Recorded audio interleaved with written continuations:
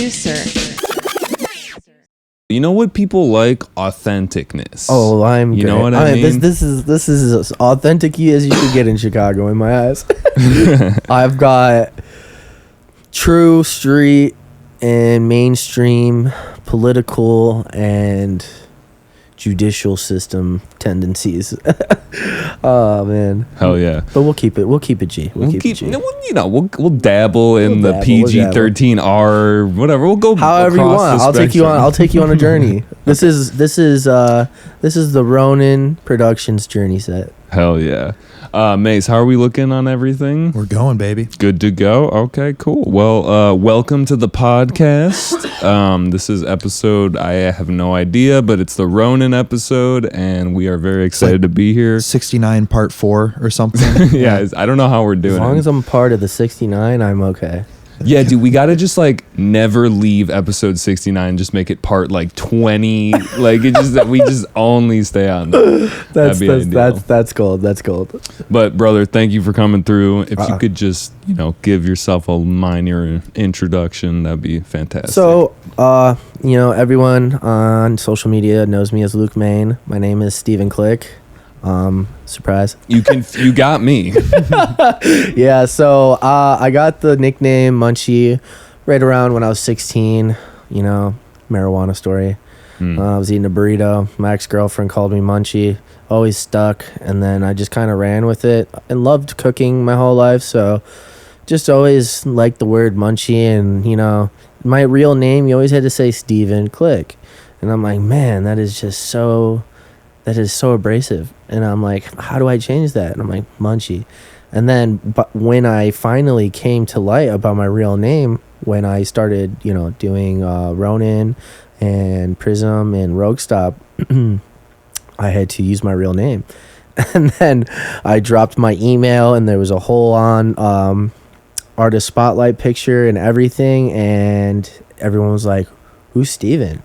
Like, oh, that's me. And then I was just like, yeah, my name's Steven. So for all of you out there, it is Stephen Click. You can check me out on the internet.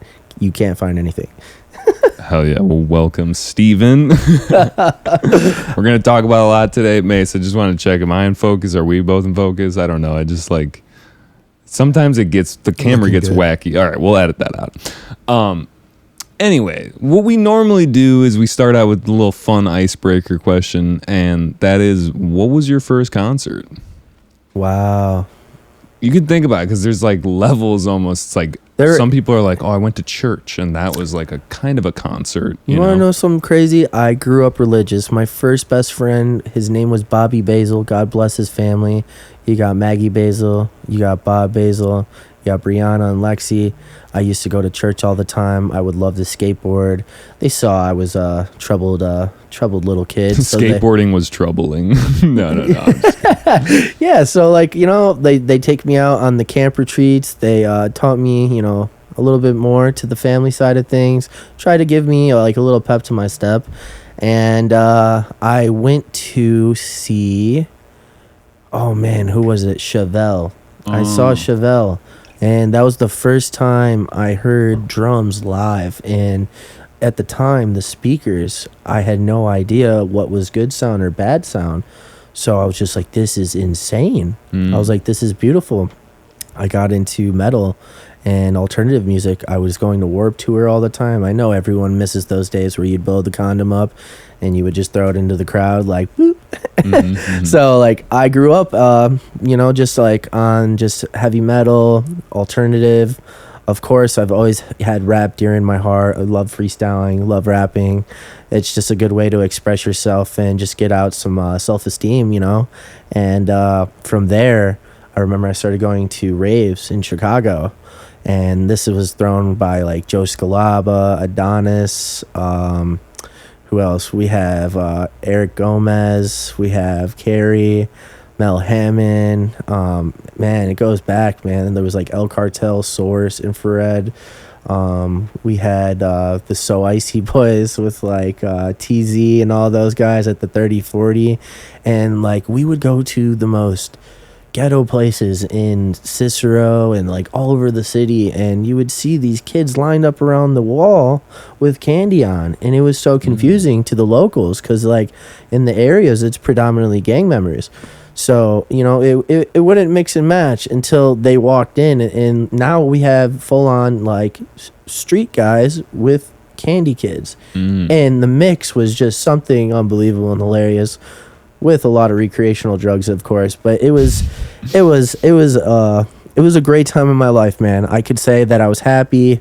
I'd go to school, I'd look up every day at the clock, and just waited till 3 p.m. and I would be straight to the city, and I'd get on the metro, and I'd go up there, meet my friends, started learning candy. I was a glover. I would shuffle. You're doing the gloving. Dude, the whole rave thing, culture. The whole rave culture. And then that brought me to dubstep. And then I was like, I can do this. So I started Shy Visions with my friend Chino at the time.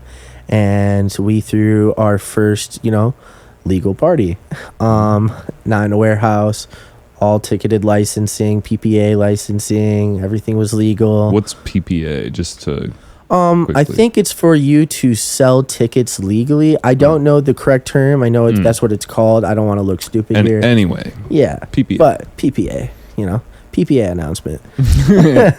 So we had Deemed, and we had Bomber. We had the Martians, which, rest in peace, Get Low. He was a part of the Martians. It was Trendcast, Trips, Microdot, and Get Low. And Microdot. My girlfriend's here, definitely, for sure. Hi, girlfriend. Anyway. Just had to acknowledge it. How you doing? So it was him, and then Michi Murder, and then we had a couple other people on there, and we had a taco. We had a taco stand. We were making tacos. There was a little bit of N2O there, you know. There was a lot of debauchery, I guess you could say. N2O meaning the nitrous. It was nitrous oxide, okay, and so there was legal and illegal, but it was cool because it was bringing the rave culture to more mainstream, and we were a hit. It was a success. We sold out.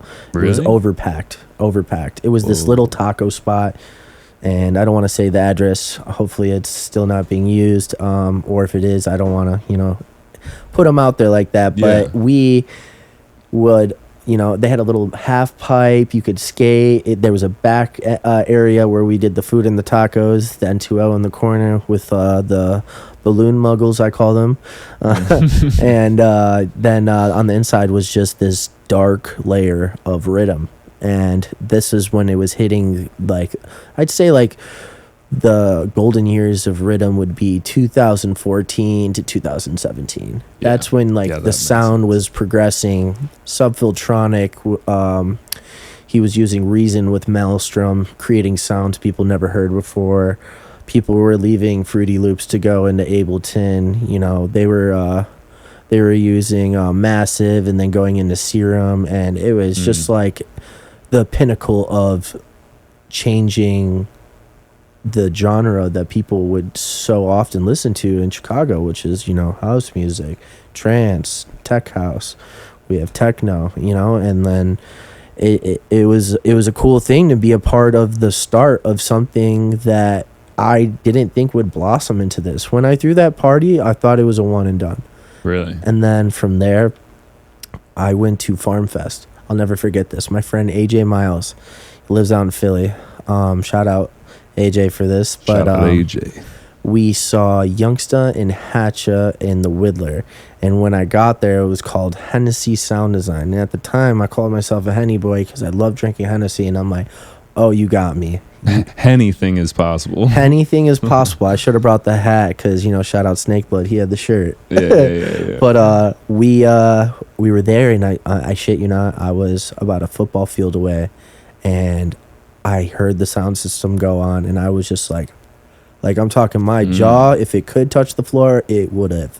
It Really? was literally some of the most warm sounding subs I've ever heard in my life, and I didn't hear my ears ring for the first time leaving a show with having such a massive impact on my ears in a good way, and I felt it.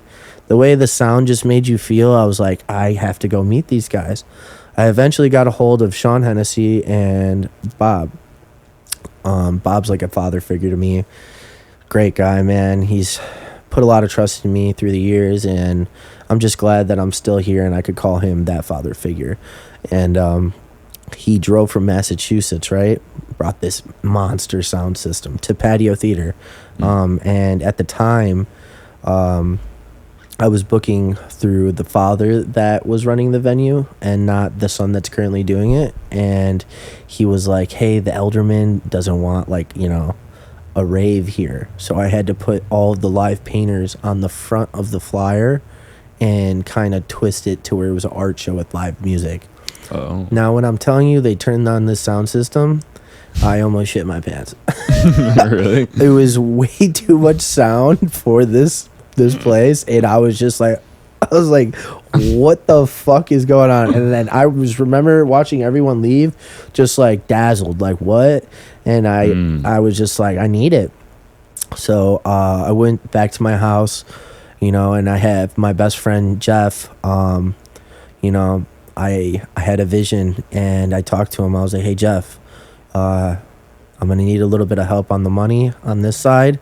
I need this much. I have this much. Do you got me?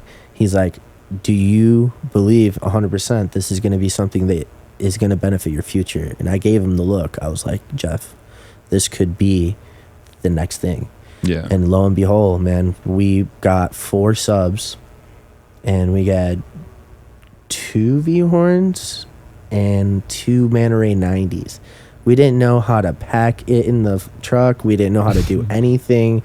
It was me, Gabe, Carl, Lloyd, and Mouse. And I know I'm saying a lot of Gabe names. is the only one I can pick out of there because it's Vermilion. Yeah. So there's Carl, there's Matthew. It's actually Lloyd, but everyone calls him Richie. That's his real name. There's too many names. Yeah, we got names for days. But yeah, so we did that at the Forge. We threw Rated Dub. So before Base Station, we had Rated Dub in Joliet, and I partnered up with Eric Tucker. He threw Stay Gold, and not a lot of people know this. Eric Tucker was the first person with Danny Sori that ever brought rhythm here, like, to the masses. Like, he was booking Boogie T, Subtronics. There was one I'll never forget. It was Sewer Sessions, right? Sewer Sessions? Sewer That's an Sessions. epic name. It's with Symbiotic, and then there was Ranga, or I forgot if his name was Ranga, but then you just see Subtronics at the bottom. And we're looking at this flyer, I think, like a couple weeks ago, and I was like, wow, dude, like, you did that. He had Sudden Death. He had every major, like, touring artist now, like, with Stay Gold Productions. Wow. And that was at Medusa's in Elgin. Oh, Medusa's. You remember Medusa's? Yeah. The guy, rest in peace, Dave Medusa's, he passed away. Really? Yeah. There was a opportunity that the Cairo was gonna take when it was like going through that with COVID. They literally had an opportunity to go and take Medusa's, and Medusa's is the one where it's like it's not like 21 plus. It's like 18 plus. There's a club on the middle that's 21 plus, and then upstairs is, I think it was 18 or it was 17 plus. But yeah. It was cool because I used to go there, and like all of our friends from the city and like all his St. Charles friends, all his Elgin friends, they all came there and supported him. And I remember we were in downtown Naperville, and I was smoking a cigarette at the time. That's how old this was. I haven't smoked cigarettes since I was like 20, 22. Now I'm stuck on these things. They suck. Well, yeah. I mean, that's a whole other battle. That's a demon of its own kind. Yeah. But I was like, hey, man, we should partner up. He's like, all right, what do you think? And like he was on... what is that thing? Fiverr or Fever or like the contracting service. Yeah, it's like hey, you can get whatever. freelancers. Yeah. So we found this guy, and he found this like creepy like little TV video, and then like we found a date and like artists, and like it was like spooky, and it went through, and then the TV would glitch out, and it said Rated Dub, and from there it was just like it blew up. We had like 8 shows there. We had Dub Loads there. We had Chemist. Dub We Loads, had Hesh. We had Ecto. We had let's see, Pogman. That is a Don and a good friend of mine. Love him to death. And funny enough as it is, we had Moonboy. I don't know if you guys have ever heard of Moonboy. The guy blew up. He was like a social media like a guy, and he like blew up. Very great producer. Cannot knock the kid for his production, but very cringy. But like charismatic but cringy in your opinion a little bit. He was young and he had a lot happen really fast, and you can't tell someone what they're going through because no one just has that happen to them unless that happens to them.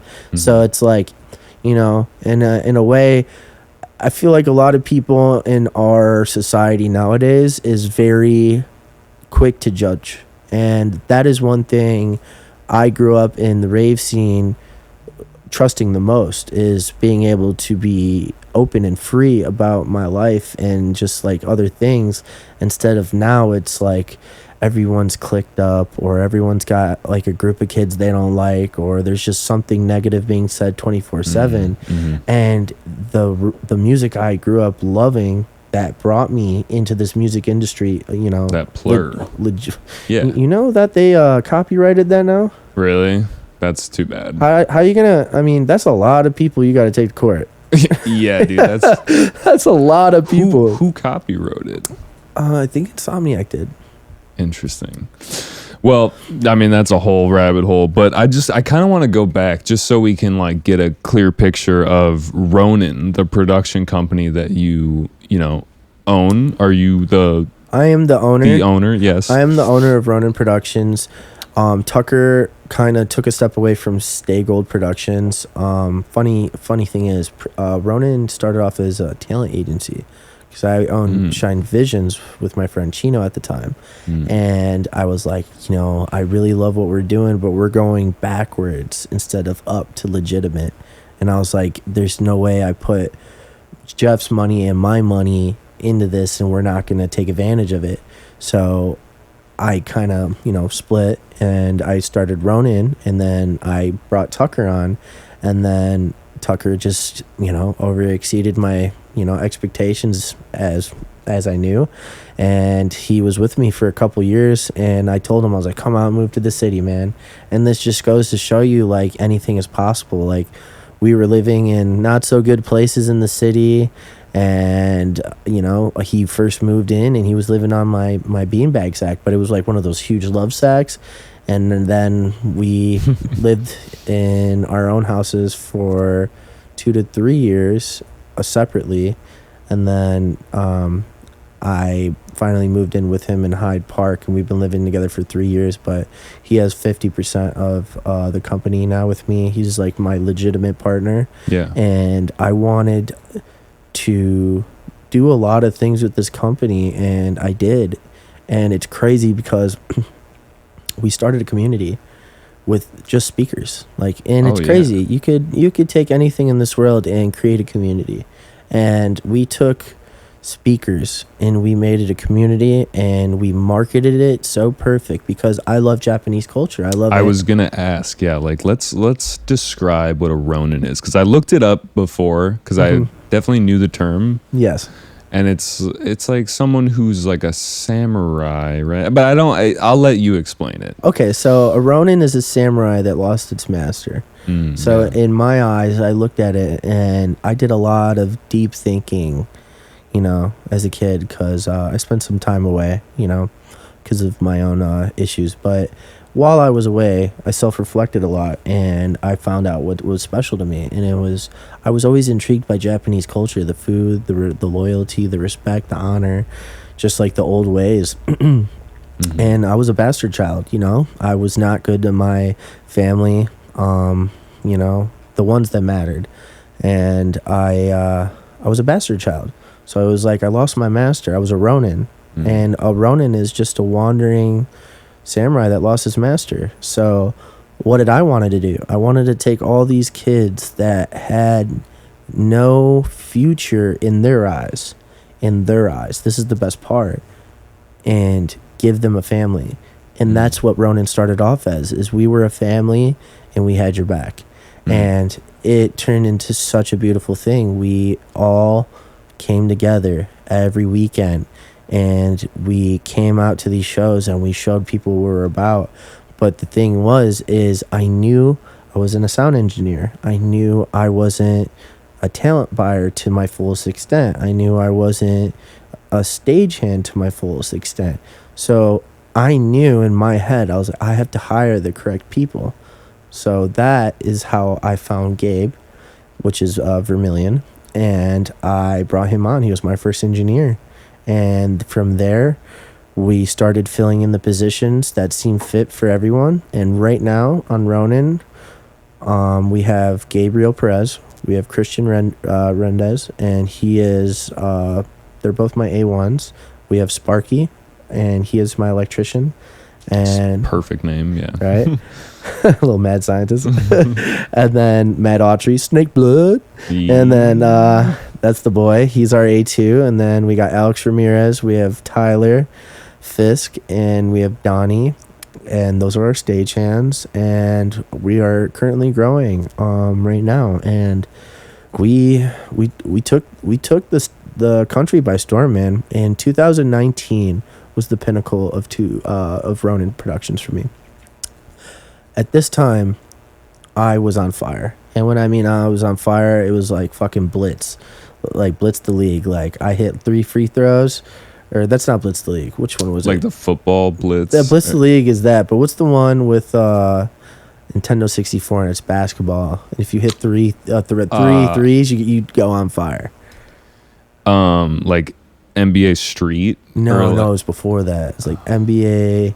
I know someone out there is like yelling it. I yell you right now, but it's like we were on fire. Like we did, I want to say 76 shows and about 18 music festivals. And we weren't home for about 5 months. And I remember coming home after that summer, beat, worn out, stressed out, and just mind fucked about just what we just did. And then I finally took a break in that winter, and I was like, I need something to give back to these people. So I started Rogue Stop. Rogue Stop is my clothing brand. Yeah, shout out. Dude, look at this fucking drip.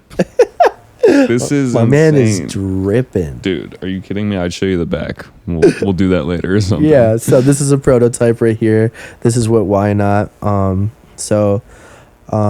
Getting back to that, I started making merchandise, and everyone told me, they're like, dude, I don't think a sound company's ever made merchandise like that, you know?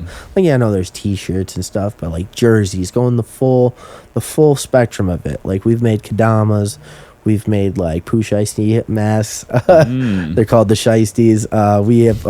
We got a bunch of basketball, soccer, baseball, hockey.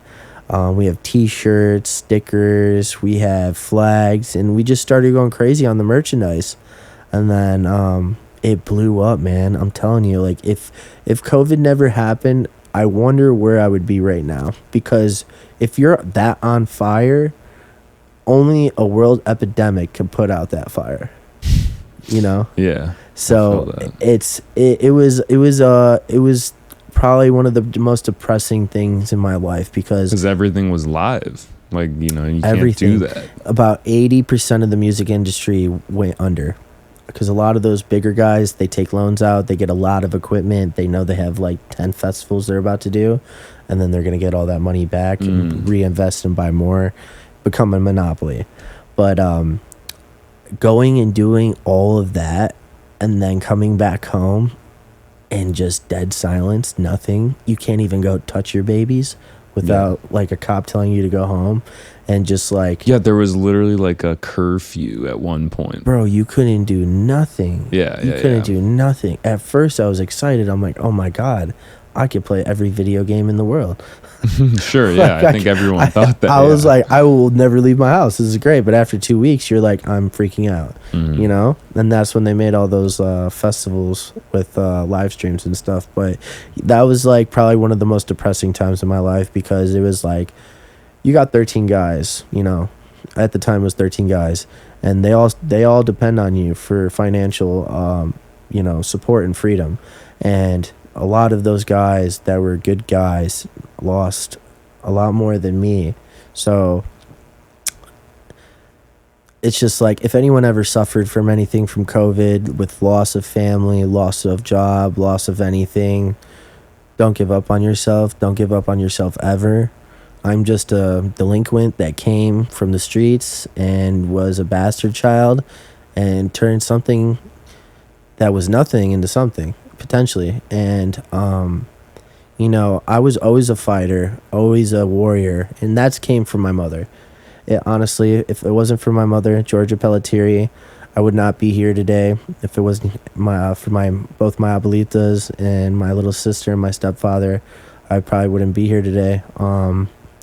Just the endless support my family gives me now, and like them seeing me do better is probably one of the most humbling things I could ever, give back to people. Is like, if I have that family love, I could give that family love back to someone else.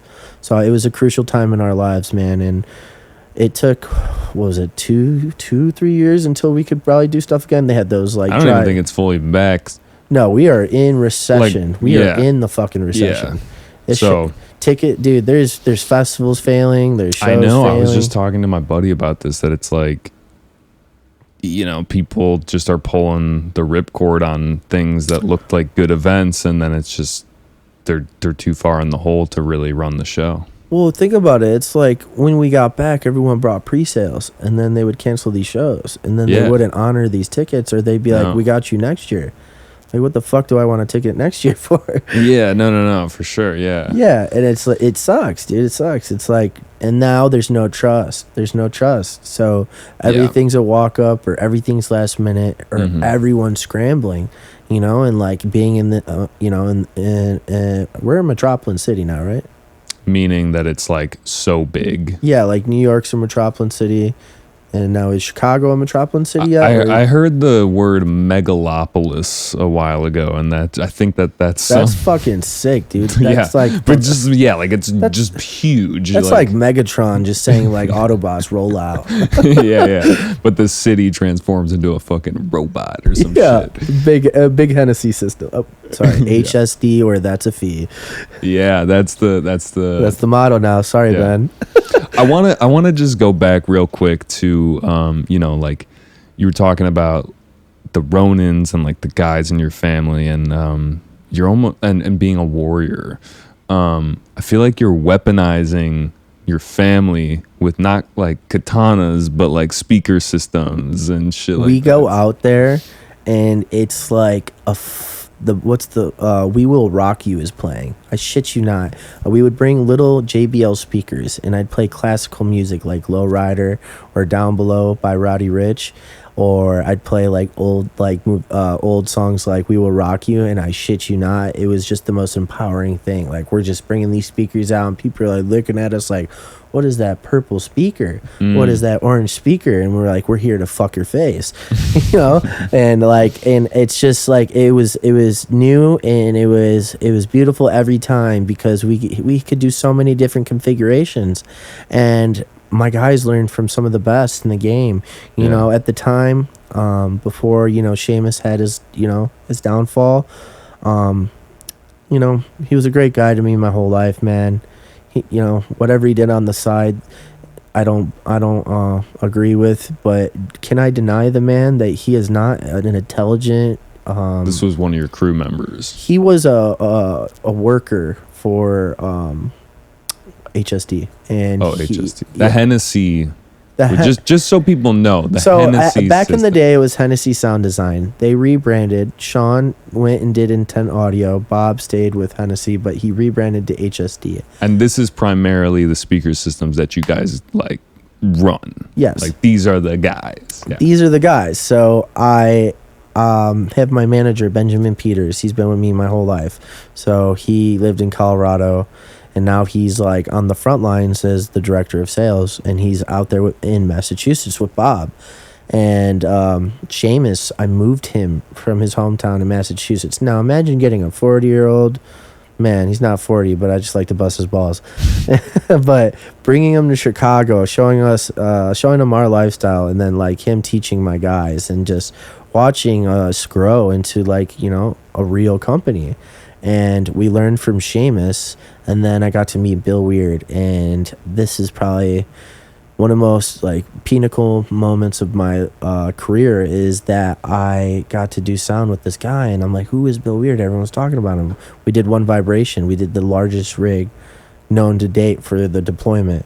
But that was back then. We did bigger now, but he pulled out one of these routers in my case, and he looked and pointed at my crew, and he said, whose mother's pussy router is this? And I was like, and everyone looked at me, and I was like, right here. He's like, get this shit the fuck out of here, and threw it. And I was like, damn, dude. I was like, that's a zinger.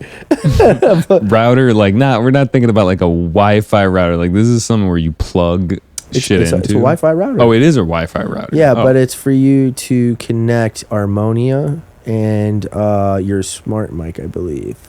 I'm not too big on the details. So this is for like wireless mics type of deal? No, not wireless mics. It's wireless. Like for us to connect our like DAW, is like producers would call it, to our sound system. Harmonia is how we run our system to check our amps, which is PowerSoft, and see if they're connected. And then we have our tops, our mids, and our lows. And we just basically go through that, and then we have this thing called a smart mic, and it sends signals out of the speakers, and then it basically, from my understanding, it gets a 3D rendering of like the room, and then it takes out the bad frequencies and the good frequencies, and it helps you tune a room faster than doing it by ear, and it's just more efficient, especially if you're trying to do like a 4-point audio system, and that's like the craze everyone's like a been 360 system type deal. Yeah, you know, a lot of people have their yeses and their nos. I like it, I love the energy, but I want to do it to every actual engineer's like standards. So there's like a way to actually do true quadraphonic, and I want to give that to the community one day. So I'm working on doing something with a producer, and working with him, and actually like building out like an album in quadraphonic sound. So that'd be crazy. You could like actually like an Adobe 360 experience, kind of like that. So that, or like some like Dolby Atmos shit. Yeah, type of deal. Just like right there at Showplace over there by. They got a Dolby system. Yeah, by Chinatown. It's Showplace something, but it's like crazy. They got like the recliner chairs, and like they do the Adobe little trailer, and it sounds like there's bats going all around, and like rain and thunderstorms, and I'm like, the technology is really cool. I just wanted to say, the first time I met you was at the new exit. And it was for like a just low-key show, like some Twin Turbos action. Yeah, and, Rogue Den. Yeah, is that what they're calling the new exit place? No, so I started there. I've never done a weekly in my life, and I'm all for new things, you know? So I was like, fuck it, I'm going to do it. So I did it with, you know, one of my best friends, Marco. He owns Bay Station, and we kind of did it together, and like, you know, like it was fun. It was just hard to get people to come from the city to Summit, or people from Waukegan to come here. Yeah, it's a little out there. It was a lot, you know? And it's like, you got to think, like, Bob told me best, it's a 5-year plan, you know? Make your plan in the beginning. At 2.5 years, see if you made any of your goals. At 5 years, if it doesn't make sense, find something new to do, because you're just going to keep hitting these brick walls. For sure. You know? So I remember when I talked to you, though, you had like this stack, and it was pretty substantial in my eyes, and you're like, dude, this is like, I don't remember, you said like 5% or like 10, like this is like none of my speakers in comparison to everything we have. No, we have 18 battle axes, 4 haymakers, we have 12 V-horns, we have 14 man arrays, we have 2 DL18 booth subs, we have 2 reference 12 booth monitors, And that's it for now. That's It's a weapon, as it is. Matt It is described Snake Blue. it is a weapon with the right engineer behind it. I don't care what anyone says. You could take a PK system and make it sound good. You could take a Danley rig and you could make it sound good. You could take a Function 1 system and make it sound good. I've heard JBLs sound good, but it doesn't matter what speaker you have. It matters who you have behind the speakers. And people don't understand that, because I've gone around the country and people are like, why don't the purple and the orange speakers sound like some of these other speakers? And I'm like, it's not their fault, nor is it the speaker's fault. It's just the people behind it. And we've had some of the best people in the industry and some of the best schools that taught my guys. And I'm just lucky to have brought this all together. One thing I can tell you is I'm not an engineer. I'm not Superman. I'm nothing special. But one thing I do have something special in me about is I have the ability to create. I can go out, find something that I really want to do, and my favorite thing is when someone tells me you can't do it, it gives me the power to do it. Yeah. So I was told I couldn't do anything without a college degree by the fam, and I went out and started Shy Visions, and then it turned into Ronin, and then Ronin turned into Rogue Den, which is a clothing brand. So everything on my clothing, everything you guys have ever seen, it came from my head. I can't do the designs. I could draw you a stick figure, but I can't make designs. I'm not a graphic designer. So I've designed everything. This one's a collab with Why Not, but for the most part, it's all me in my head and what I have a vision for. And like a good leader in the sense of like connecting people to getting the best people for the job, and then explaining to them what you want to do.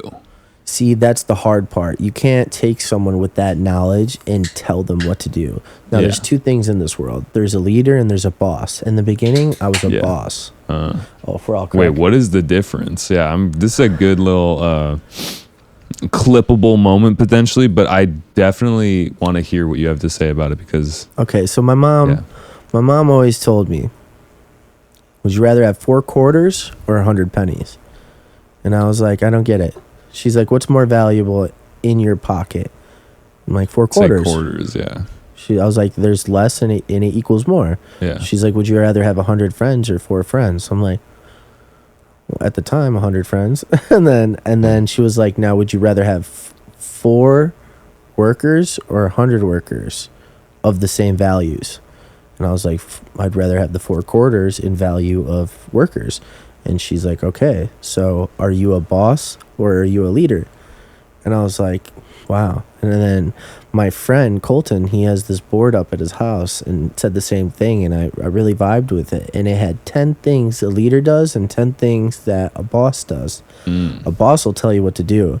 A leader will take you and show you how to do it. A boss will scream and yell when there's something wrong going down. A leader will take initiative and put that stress on his back so his guys can get it, So it's like, like I said, like I was narcissistic, I was more focused on me being the shit than me making my team the shit. So at the time I was a boss.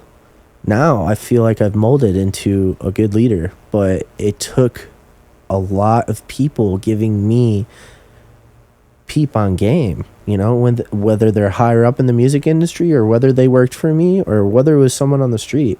You take things in during your life that are gifts from God. And I don't care what your religion orientation is. There is an overall power. There's a universal law of power. It's karmatic law. Everyone knows there's a yin and a yang. There's a bad and there's a good. And the best thing to do is find moderation in what you're doing with your day and finding equality for yourself and for your individuals next to you. So the reason why my team is so proficient is because I'm behind them at every show. When we were grinding in the beginning, and I was their cheerleader. And I mean that in the most humbling ways, because I saw them struggling, and as long as you can make them laugh, as long as you can make them feel good, they'll go out there and do it 10 times stronger, even though they're tired and beat down. I mean, I remember we did our first Electric Forest event. We were out there for 8 days.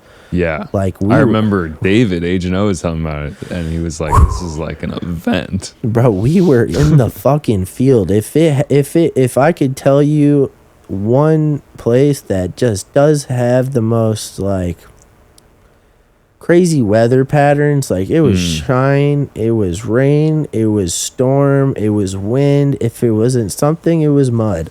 Like down to the T, down to a cord not working, down to the mics not working or batteries, down to like we couldn't find our walkie-talkies, down to we can't even fucking find our flashlights. I mean, we've been thrown in some of the most fucked up situations. Like, I mean, I've been in wild situations in the field, and I tip my hat off to anyone that is out here still doing like stage crew shit. Yeah, still doing their thing no matter what you do. I don't care if you sit at the door. Like, if you're out there in the field and you're doing your thing, tip my hat off to you, because you're actually out there trying to gain financial freedom with something that you love. Yeah, that's real. So what is we just touched on this a little bit before we got on mic, but like the significance of the purple and the orange. So, because for people who don't know, go check out, Ronin on whatever social media. All the speaker cones are like purple and orange. So I started with purple. Reason why I started with purple, it's my favorite color.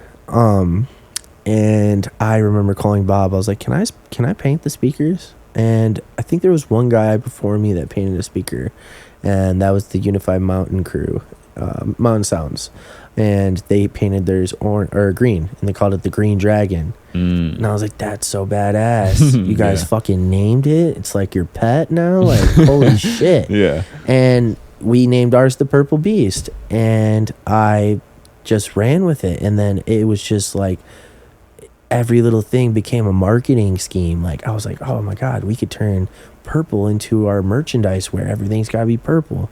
And we ran with that. And then I was like, wow, guys, guess what? No one's got two colors.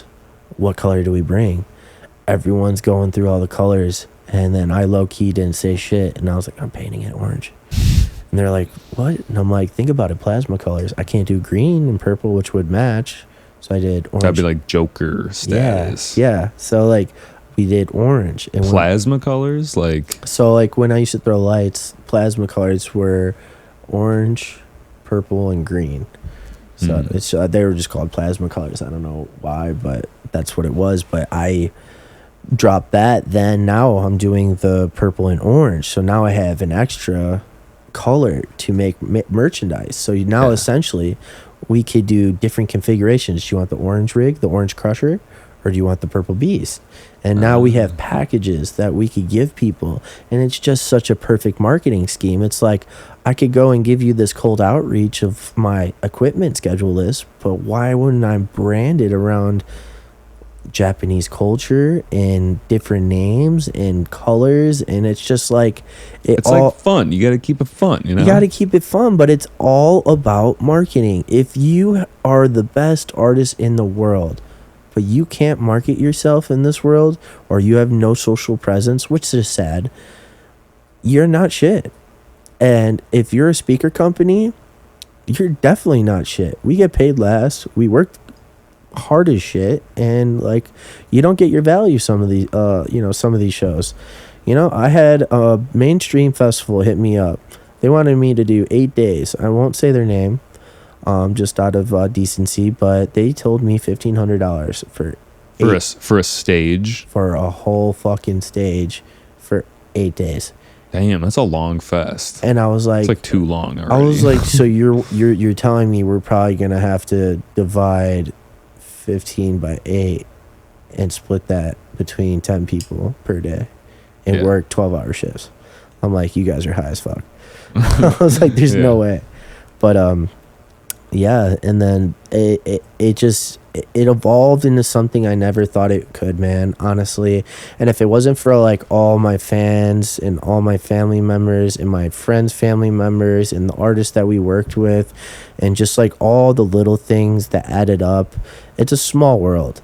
It's a small world. When it comes to people that are actually doing this shit type of like just anything in the world. Like you have no idea who you're standing next to in life. You could be next to the president. You could be, you know, if you don't know, but like, you could be next to someone that could potentially like,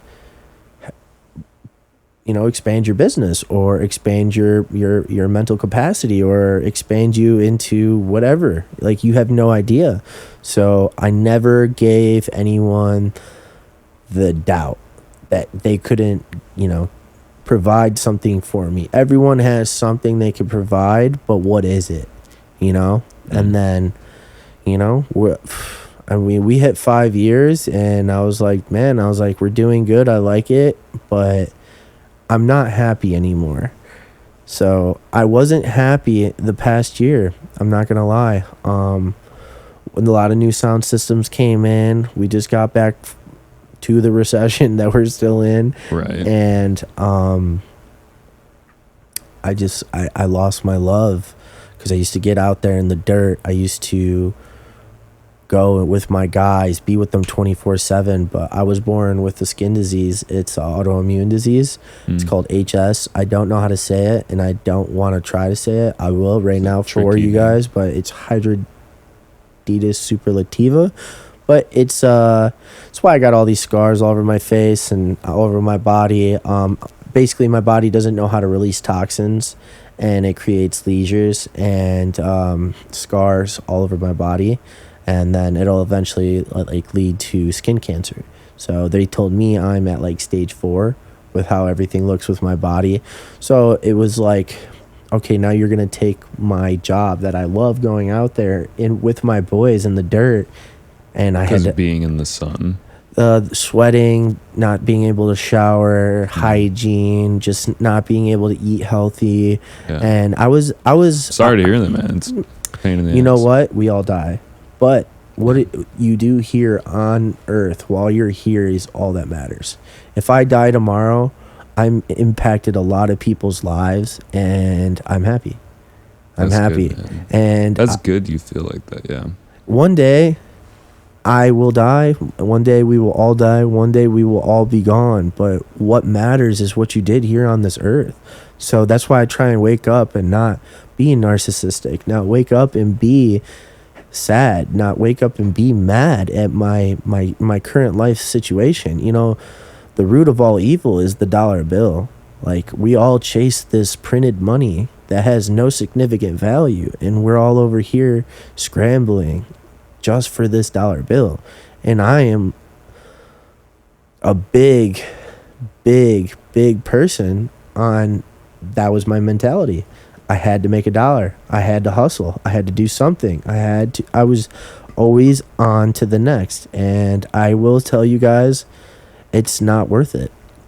If you can live your life with a shitty job and be happy, I'd rather be that guy. I'd rather be the dude with a shitty job with no friends, but I'm happy, versus the guy with all these fans and friends and depressed.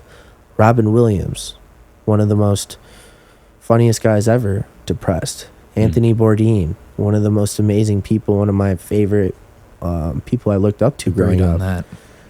Yeah, dude, honestly, like, that man went around and learned people's cultures and interacted with these people that don't know anything about him, but he cooked with them, he interacted with them, gave them, you know, a smile. And that's the most powerful thing in the world. What is one thing that hate can be destroyed with? A smile, maybe. Love. Just joy. Yeah, love. The thing that makes me sad about that whole situation is it seemed like, you know, he was doing a lot of stuff that would fill your cup, like, and really have that deeper thing that fills you up. But I don't know, man. It's just tough. Like, I when you were talking about like chasing the dollar, it's like I feel like I don't really try to chase the dollar. Like, obviously you need money at some point, but you know, I try to chase like experience, like just getting more and more experience through life. And I mean, it seems like someone like Anthony Bourdain is like doing that stuff, but just still it like didn't cut it for him, and that's what's sad. He was a simple man. I don't know if anyone out there has like read any of his books, but man, that man had knowledge. Knowledge is power. You know, a lot of things I learned about, you know, the rules of the streets and the rules of the real world, I learned in jail. As a kid, I was in and out of jail.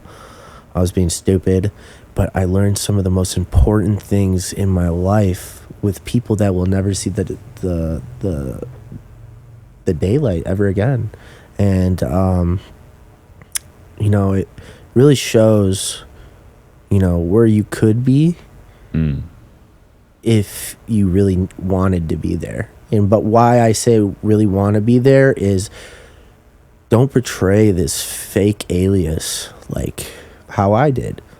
Called myself Munchie. Had my name is Luke Main. I'm Stephen Click. And nothing can change that except for me. And I tried to change who I was.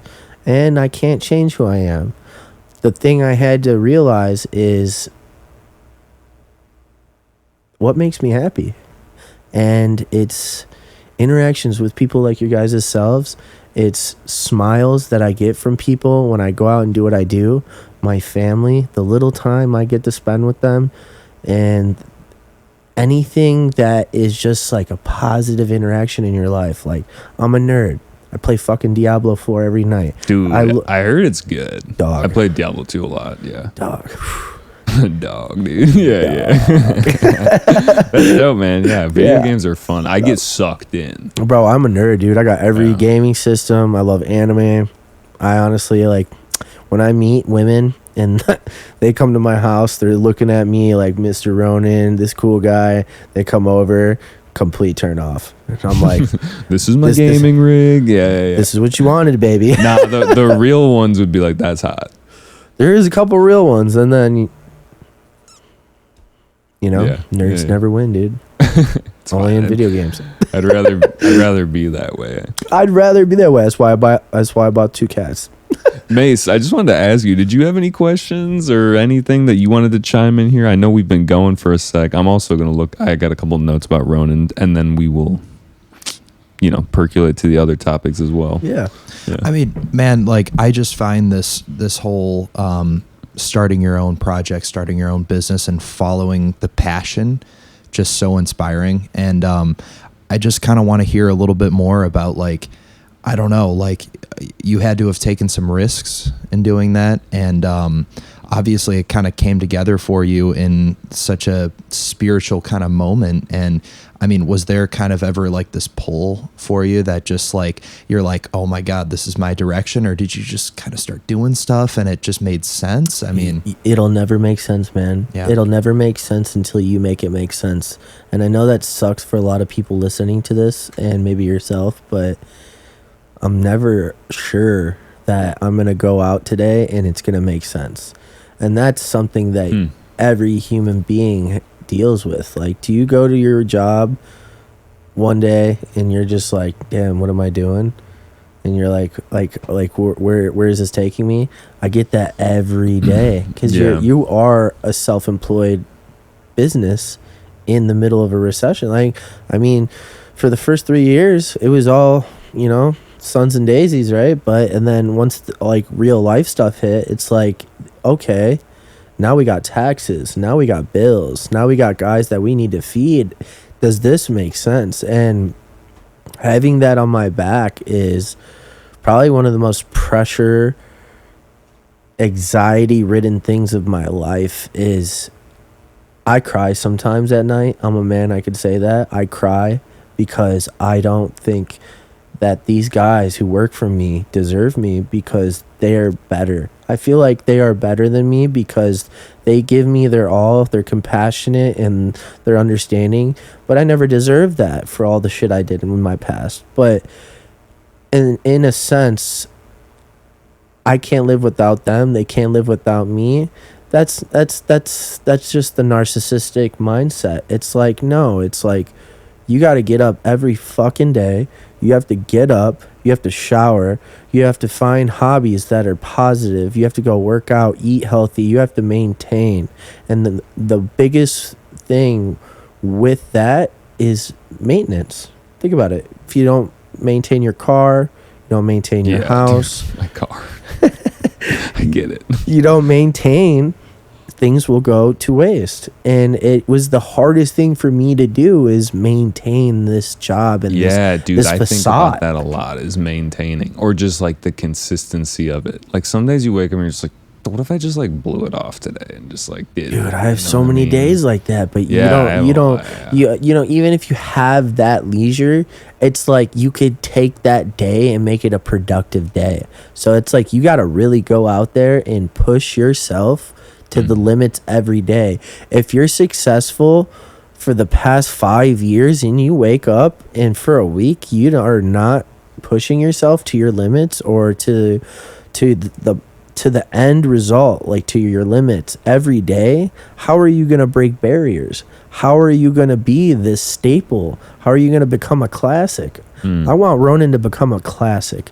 I want to tell my children about this. I want to tell my grandchildren about this. I want people to have biographies on us. I want people to have... This is the first. I actually got an interview done at Infrasound. That was my first one, but that was the one I told you I bombed, dude. You didn't like it? Oh, dude, I bombed that so bad. They like caught me off guard. I kept saying, you know what I mean, you know what I mean, you know what I mean. But like, you know, it takes a lot out of my soul in my day for maintenance, and I knew I had to take a step back, especially with my skin disease and like becoming more of a healthy person. And the more I got more healthy and the more I got sober, and I started getting, you know, inboxes because I was open about it. I was, you know, I had a really bad ketamine addiction, and I love dissociatives. I did nitrous oxide, I did ketamine, I would drink a lot.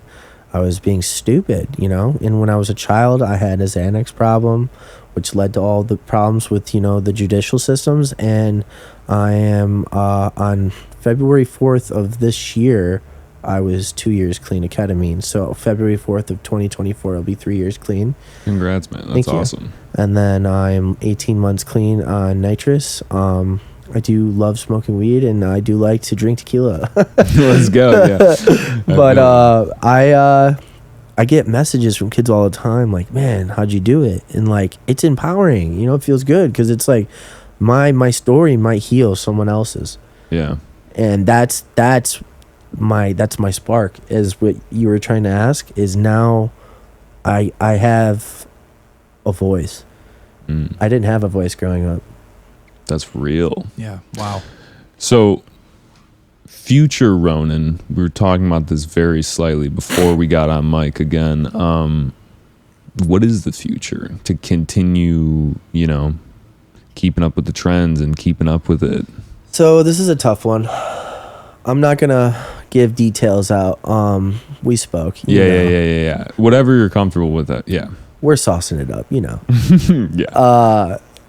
I'm looking for longevity.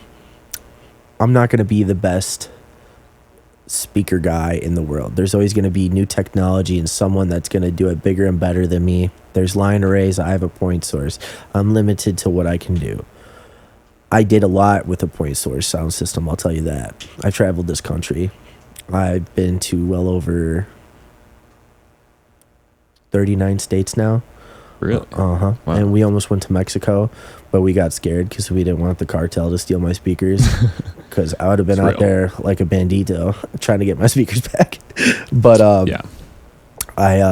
we even got offered to ship our speakers to Hawaii and do like a full like tour, and I was just like, you know, like I was just mind blown, you know. But speaking back on that subject, we have something planned, and we have something big.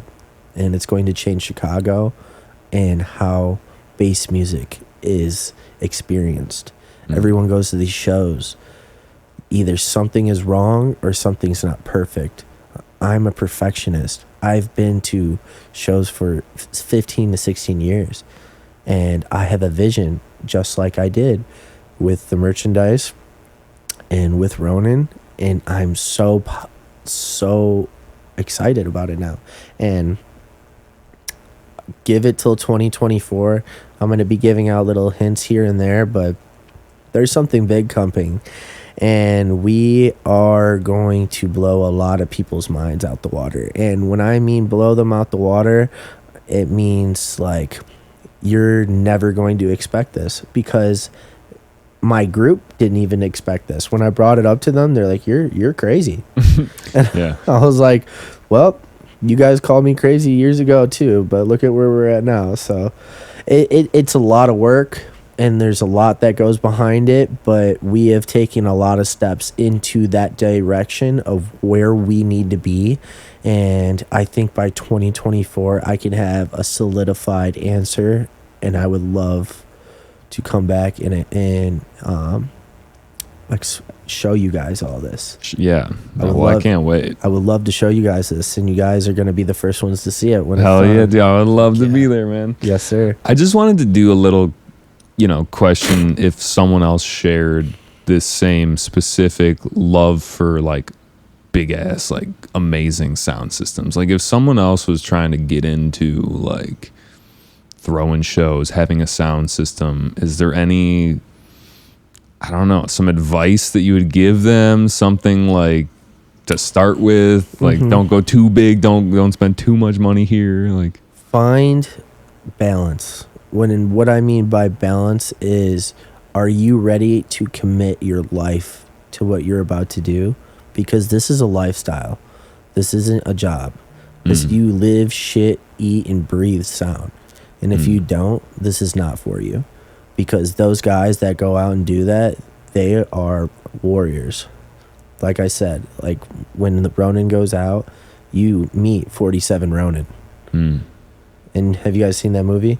I haven't seen. I know what you're talking about though. Yeah, it's with what's his face from Keanu, right? Keanu Reeves. So they lost their master, and Keanu Reeves was a guilo. Is that what you call it? Is that what it is? Guilo? It's like where Mace, you're can we look it up? yeah, it's like an outsider. A guilo. Is that a Japanese term? Yeah, so like when there was people that weren't Japanese there, they were called guilos, and basically Keanu Reeves was a guilo. He was no honor because he didn't come from a family, but the headmaster. Right. Yeah. Like isn't it like the shogun? That's like who the samurais. I think There's like a I think that would tier. be the general. I don't know if the Yeah. shonen would be I don't like know. the top dog. And there's a lot of different names, like because there was different like temples all around different like areas of Japan. That's where Dynasty Warriors came out for the Dude, game. I love that game. It's fucking gas. Just fucking Dude, it's killing gas. a million. I think I've spent like 8 hours one time playing with my friends, like It's just addicting. the one game. But yeah, so I the best thing I could tell all the younger kids out there is get out there and get some experience, and don't let the first interaction or the first fumble make you not get that touchdown. Go out there, go take that shit, and don't accept no for an answer. Because if you accept no for an answer, and this is the best thing I'll tell you, it could be with relationship advice, business advice, personal advice. Stop listening to all these fucking kids' opinions, because opinions don't pay bills, and opinions don't make your dreams come a reality. Do you know how many times I was told no? You know how many times I was told I was wrong? You know how many times I was never given the benefit of the doubt? No, fuck that. You go out there and you take that shit for the win, because you know what? There is billions of people on this earth, and if you're gonna sit on the sidelines, sit on the sidelines. Don't waste your time. Or go out there and be a Tom Brady and go get 7 fucking rings and then retire. At 40, yeah. Like, chill. Yeah. That's Yeah. real. It's probably not going to happen for a lot of people, so, like, Yeah. just saying. But, okay, cool. Yeah. I also just had a quick question future tech, we were talking a little bit about like quadraphonic sound. Like, is there anything out there sound system wise that I would say like the general public doesn't really know about that could be just a game changer, or something you have seen that's like, wow, that could be the future? Man, I heard these things called Enyas. Enyas? Yeah, it's a line array system that Bass Nectar used. It's probably one of the best line arrays I've ever heard in my life. Yeah. But that was like 2000. I mean, it was like $1 million system at the time, and that's a lot in my eyes. Enya.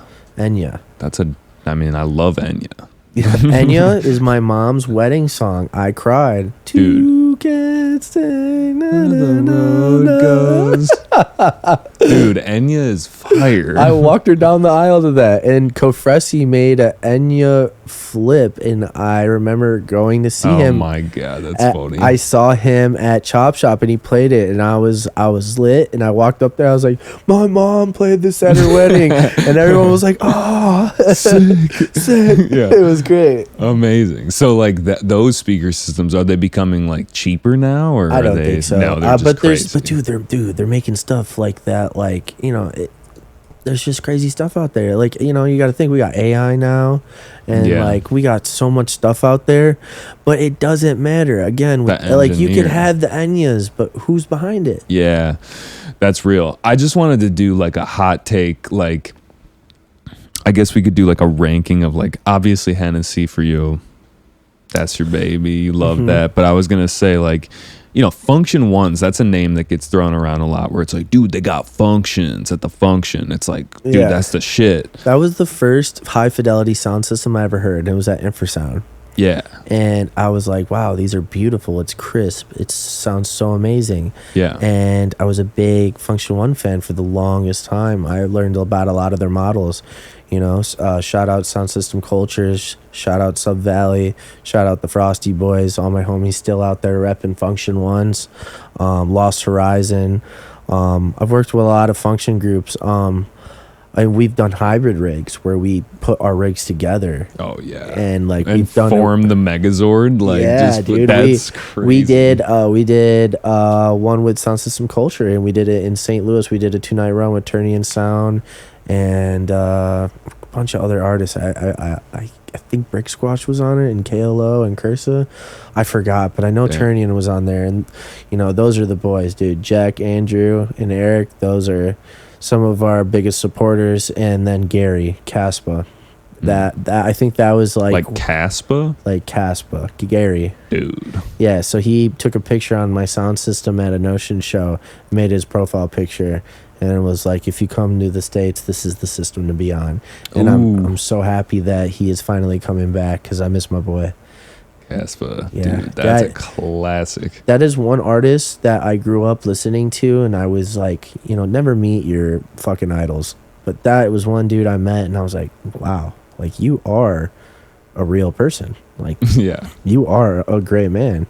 So that was refreshing. That was like, really, really cool. I have to say the most memorable moments on our system was at Electric Forest. We had John Summit and Subtronics go back to back for the first time ever. What do they call their like collab group? It's like John Subjonics, or something ridiculous. Is it Subjonics? Is it Subjonics? Something stupid, but like yeah. John's a Miami boy now, dude. Is he? Yeah, he moved to Miami. Oh, Suits him, bro. Move closer to space. I mean, yeah, that makes Club sense. Space, man. From what I know, that seems like it makes sense. Dude. I mean, this is a start point for a lot of people. Like, you grew up somewhere, that's a start point. Yeah, you don't have to. You usually move away, or you get stuck here. So it's cool. So I'm happy for him. I'm happy for him. Yeah. But I would say that, and then Caspa back to back Ganja White Night. Ooh, we had nice. Peekaboo back to back Ganja White Night. We had Zed's Dead play on our system. Classic. We had Dr. Fresh. We had Sudden Death house set on our sound system. And then we had the big one for me, is because, I love the whole team. Adam and Will gave me the opportunity to bring Truth out. So it was Dre and Tristan.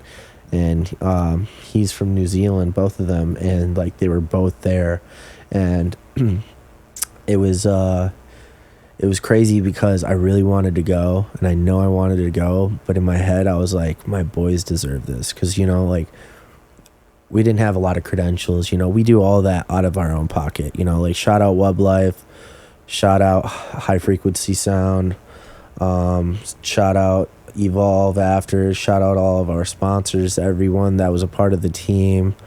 RV, we had Zenas, I don't know if he was there this year, Alex Kisloff, Misha, Andrew, Anigan, Marco. We had all my boys there. There were so many more people to the team, but I knew in my heart, I was like, they need this. They need this because they need to go out there and show everyone that I'm not Ronin without them. So I gave them that. I was like, go. And I'm sitting at home, like biting my fingernails, like, damn, I should have went. but when they got home, they just the pure bliss I saw on their face was enough for me.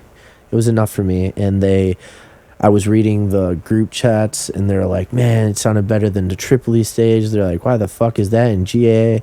Like, just like people, and like, it's like, I've met Pasquale, great guy, dude. I've worked with Insomniac multiple times. I ain't got nothing to trash talk about anyone or their systems or their festival. That's just other people's subjectives. But it was a good feeling to hear that. Yeah, you guys did good. Yeah. And sure. and like, I haven't heard in a very long time that, oh man, that Ronin set or that Ronin system or like Ronin show was trash or it was subpar. Haven't heard it in a long time. Oh yeah, no. Haven't heard it in a long time. And that is just satisfying enough as it is, And the one time I threw Undercoast 3, we're about to do number 4 this year. Yeah. My mom came. First time she's ever came to any of my shows in 7 years. Wow. And brought my little sister and my stepdad. And I was like, smile, ear to ear. And I brought her up on stage, introduced her to some of the artists with Prysm that I work at. We could get into that a little bit. I was just going to say we're going to get into that. Yeah. So I brought her on stage, and it was Zuba's turn. And I was like, Zuba, you mind if my sister could jump on stage and take a picture? He's like, yeah, go ahead, bro. And my sister was there, and she smiled, and she had my jersey on, and she was at a show that I curated with speakers that I own with 800 people in the crowd. And I have all these vendors, and she got to buy like, little trinkets from like all the little vendors and like introducing everyone to my mom. And my mom looked at me when we walked out, and she was like, I'm proud of you. I was like, what? And I held it in till they left. But I was like walking back, and I'm like, that was an important moment. I was like, Georgia, why? And I was like so happy, and like that was cool because they always looked at it like you're just partying, but like they got to go out there and see the greater meaning of it. The gravy train. Yeah, that's what I like to call the gravy train. The gravy train. Yeah, because we're smooth. We're smooth. Buddy. We're smooth. If Ronin ever got on the train, I'd call it the gravy train. Yeah. How Johnny's the kid? Yeah. We're gravy train. The gravy train. Okay, let's go. Oh man, one thing I just wanted to ask, because I'm always interested about like the logistical stuff of some of these. It's an industry that I'm like adjacent to. You know what I mean? Mm-hmm. But like, where do we keep the speakers? It's so much room, and like I just was curious about like I don't even know, like what do you do with them? You got to like truck them around, and so like we bought a truck. An Isuzu truck, and man, dude, those things truck. I love my Isuzu, but I wanted to be different, so I had my favorite graffiti artists like graffiti my truck. Shout out Guaps. He really like put in work because he did it live at Electric Force, and he like spray painted it. you know. And then I had my friend Jeesh do a little piece on there, and then Donnie had a guy do something in the back. And now we get pictures all the time. Nice, from people around the country. They're like, "Dog, I saw your truck on the highway." Going back to the marketing again. Yeah, they're taking pictures, and like now people like post up and take pictures next to our truck. But we had, it's funny, I started off at a Life Storage on the south side of Chicago by the Sox Stadium, because my grandfather always loved the Sox, you know. And my friend Doughboy got me this little Sox bracelet right here. Hey. But I love the South Side, the food, the culture, just the hard street life. But it wasn't. I'm not a gangbanger. I'm not in all that. Just the gutterness. I love the gutterness. That's why I love St. Louis. I love Philadelphia. I love Minneapolis. Like, there's just some places that just make you feel like, damn, I'm here. I'm like in a cultural like place. This is cool. And that's why I will always call Chicago home to me, because we have the best skyline, we have the best food, and the best culture. Every time we come back to the city, we're like driving in, I'm just like, now that's a skyline. Yeah, that's a fucking skyline. Yeah, so so yeah, we got a Life Storage there. We start off with one little 10x10. We ended up with 6, and then I was ending up paying too much, and we moved from the city, and now we're in the Chicagoland area, and I got a backyard now. I got vegetables. I'm growing vegetables. Hell yeah! Turning into an adult, man. Dude, I'm a classic, man. It's not expensive if you get good sun. You run it. It's nice, and my neighbors are cool. They play Pokemon Go, so they're with the shit. So like, we go take gyms all around there. I'm with Mark. I call him Mark, the Mark Mang. This is the neighbor. Yeah, and he's like a 50-year-old, and him and his family play Pokemon Go. So we just go and like take all the gyms, and like that's how I got introduced to the neighbor. And he's like, "You're cool." And then I asked his wife, I was like, "What's his favorite snack?" And she's like, "Why? Because you call yourself Munchie?" And I was like, "Yeah." And she's like, "He likes cheesecake." And she whispered it, and I was like, "Is he here?" And she's like, "No, go get it." And I was like, "All right." So I went to the Cheesecake Factory, and I got like 2 different like sample ones where it's like all the different ones all in one cheesecake. So I brought them 2, and like I rang the doorbell at 6 like 3 times like an asshole, and I ran away. And then I put from the better Pokemon Go trainer. And I was Slight like, jab. Yeah, it was great.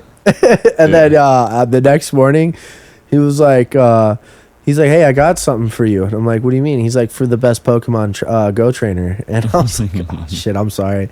He gave me 3 plants because I told him I wanted to make a garden. Oh, nice. And it's just the little things in life. No, that's nice when you got like a good neighbor, not an asshole. Like, yeah, so it's cool. I got my little cucumbers coming out nice. Saw my first tomato today. And I was like, that's sick. And I wake up every day and I'm like, yes, I get to go water my plants. So it's like the little things. Isn't it great when you see your plants and they're just like, yeah, like we fucking love the sun. Like they're like lit. They're like, don't care. Yeah, they're just like, and you're just like, yeah. And you're like feeling them. You're like, yeah, you're doing good. I'm feeling it out this first year. I'm seeing like what goes into it and what I'm doing right and wrong. I'm taking a lot of notes because next year I'm coming in strong. It's like a life practice. Yeah, man, building up that green thumb, like it takes time. Yeah. You know, I will be Dr. Green Thumb in the vegetable realm. Hell yeah, dude. Yeah. Let's do the Prysm. The Prysm action, just to switch gears a little bit. Let's so I didn't know what to ask, but I just know you want to talk about it. So like, the reason why I want to talk about it is because I grew up with my friend Colton Anderson. We used to go to family festivals at first, but when I was getting into it after the rave scene, and I went to Hoopla in the Hills, and I met this cat. Hoopla in the Hills, dude. The names of some of these events you're throwing out, the sewer sessions. Sewer sessions. That's like a group. It's like Savage Society and like the monsters. You know, the wizards, the gremlins, serpent. Everyone's got their little crews. Yeah. No, I love it. I love it. But sorry, I threw you off track. Hoopla. No. Hoopla in the Hills. Yeah. So I met him there, and we were just 2 extremely extravagantly partying kid. And we started throwing shows. Like we did Gobble Wobble in Michigan. Another great name. I sorry. Yeah. Yeah, right. And we did Gobble Wobble. We threw a massive. It should have been like a mini festival. It was great. It was our first show together, and then he got married and had a child, and we lost sight for a while. And then I remember him starting this company, Prysm. And about like, I want to say 9 months ago, he was like, "Hey, Munchie," he's like, "why don't you be an agent?" I'm like, "I can't do that, bro. I'm doing the clothing design. I'm doing like, I'm like working on the talent buying side of things and doing the sound." And he's like, "Yeah, but you have hustle in you." He's like, "You could do it." And lo and behold, I started about 8 months ago, and I started with a great group of guys. It was like a family, like I started with Ronin, but he curated it. So it's like not being the boss for once felt fucking amazing. I'm like, wow, I work for someone. This is cool. So I have rules. And I was like, this is sick. I'm actually enjoying this. And I worked my ass off. The amount of time I've probably spent in emails in the past 9 months is probably like well over 500 hours.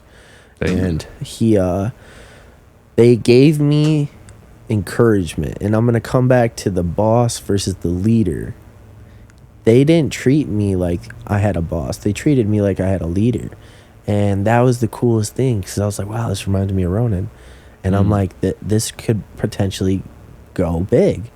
And bro, when I'm telling you I took off, I learned how to do O1 and O2 visas. I learned how to do P1 and P2 visas.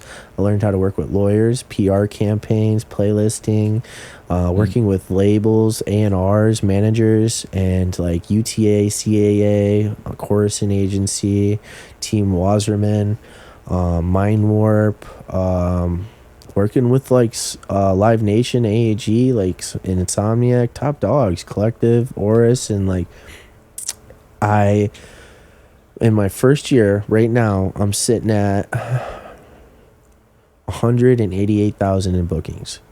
My first year. Wow. Now, if that doesn't speak volumes, that you could take something you have no idea. I actually watched this video.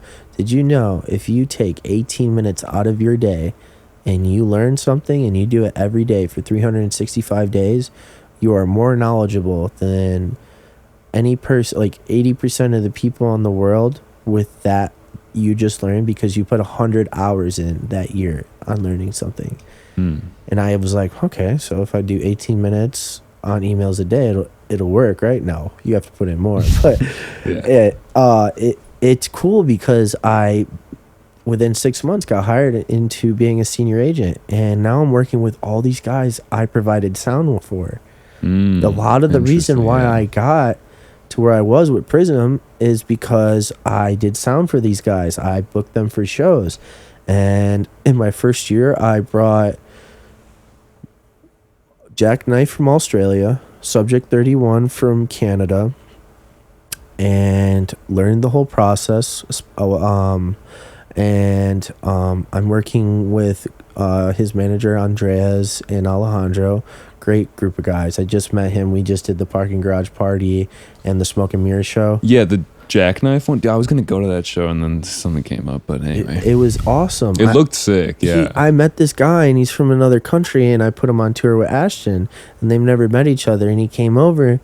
Most humble, sweet guy, man. And like we just like became best friends right off the rip. And his management is just so encouraging and nice. And then you got managers and artists that aren't so cool, but it's a part of the game. But 23 domestic artists I brought on, and about 5 out of country artists. 3 we're working on right now, but that's where the visa thing comes in. Yeah, it's really sucks, man, because a lot of these guys that are talented and they have a lot to offer, and some of them were pioneers, can't even get to this country because we don't have press. Or it's not that we don't have press, it's they don't have press or enough for the United States to be like, okay, we'll let them come just here. Let them go. We'll let them come here, and then they're not going to see taxes from them that You know, it would make no sense. It's another person in here working, not making them money. You know, leads back to the root of evil, which is the dollar bill. So, they have grown in 4 years just as much as Ronin in my eyes. And it doesn't matter where they grew, it matters how they grew and just the expansion that it's done. And dude, Prysm, we go there all the time. Like, there's just always like a homie playing. No. That's a club. Prysm Talent Agencies in Michigan. Is it a set? It's not related. Not related. Oh, well, see, would have never known. This roster is pretty insane too. Are you looking at it? Yeah. I thought that somehow they had some connection, that they booked people to the venue and whatever, but no. Dude, we have things called non-exclusive agreements. So we could do bookings for Snoop Dogg, Cypress Hill, Warren G, Ice Cube, Too Short, you know, and we got artists that are exclusive to us, you know. But it's just crazy because it's like, I grew up with this kid and we were both troubled and we both went through all this shit, and now we could come together and now we could take over the world in a good way. Hell yeah. That's again. awesome. And it's like, now never pile too much on your plate, but never settle short. So within the past 6 years, I've started a sound company that no one knew about. And I'm not going to say I'm the sole reason that HSD is where it's at today, but I'm a big influence on a lot of people on why Hennessey is, HSD. Yeah. Sorry, Ben. Is well, so people know too. Yeah. Yeah, I mean, dude, forever in my life, it's going to be the Hennies. I don't care what anyone tells me, but it's like, you know, like going from that and doing that into clothing and like selling out. Like, we would sell out. Well, and just to like go back to what you're saying about being a big influence on that company, the HSD system, you were telling me that like you were like one of the first 4 buyers or something, so and then now they're like across the country. Yeah, so like the biggest one in the world now is Labyrinth something. They're out in France, I believe. They put speaker system in the French Alps, like on the top of a fucking mountain. And I was like, dude, I thought I did cool shit. That's pretty dope. Yeah, you guys are banging techno up there in the French Alps, bro. I was like, that's awesome. But they're cool. They always shout us out. Yeah, you know. One person I could really say right now that I see a spark in them, you know, but they have a lot of hate right now. But you know why? It's because no one likes the new guy on the block. I do have to give a special shout out to Shea West with the Element 5's sound system. He is going to start his own wave. He brought something here from another country, and he's starting a community of his own. And a lot of people like to hate on him, but it's just another day in the life of being a sound boy, you know, or just a business owner, you know, self-employed. But I do have to give my shout out to him. I do think he's going to turn into that new wave of, like, you know, another new point source sound system. But HSD's evolving itself, and there's a lot of cool things behind the scenes that people don't know about, but they got some shit cooking. And yeah, that's dope. Hennessy's here for this day. Yeah, Hennessey is here for this day. We keep going back to the Hennies, but to go back to the Prysm for a sec, you know, anything else, like, just, I don't know about it, like, and like future plans and future stuff like plans that? For me is to really tighten down on my roster, because I went really fast and brought a lot of people on, but I loved their music, but do they sell? And that's the shittiest thing. Yeah, dude, that is tough. The shittiest thing to have in your head. But it's what it comes down to, sadly. It is. But if people listen to the words that you need to give them and the advice, they could get it. But a lot of these people go and they get an outsider opinion, or they go do other things, and it's like, do you want to work with them, or do you want to work with us, or who are you trying to get this information for? You know, like, it's like, don't worry about outsiders' views. Worry about what you got in front of your face, you know? And I've made a lot of guys make it make sense, and now they're on tours across the states. And Ashton is one of those guys. Like, when I brought Ashton on, it was a startup program. Now Ashton's on a full tour with Jackknife. He's about to be in Portland, 4 stops in Florida, a stop in California. We got him on a couple festivals. That's awesome. So a startup program is almost like a trial run. It's like, let's see how you do. A startup program to me is someone that isn't marketable to pitch out yet. You are what are we looking at metrics wise? Like followers and... It's the whole project itself. It's not marketable yet for me to go pitch this to bigger promoters without a support slot or to just even get you plays, especially in a recession. If it don't make sense with the numbers, a lot of these people don't understand. A lot of these talent buyers don't even know the music they're booking. You're right. Yeah, they just see. They look at numbers. They run numbers. They run, diagnostics on all of the stuff that we give them, and if it doesn't fit or make sense in their market, it doesn't make sense. And then for all you artists out there, get your Spotify up. Stop worrying about SoundCloud. Stop worrying about the stuff that doesn't matter, because SoundCloud has no current updated it doesn't matter anymore. Monthly listeners or who's listening to you in what areas and what certain time. I know you could do some things, but most people want to see Spotify, So what about Apple Music and stuff like that? I mean, you could get that, and you could get an end result at the end of the year, but they need something current to see. So Spotify is current. You know, you release a track and it does 175,000 plays in that 1 month. Now that next month, after the 28th day, because they do it every 28 days. I'm sorry. You're good, dude. They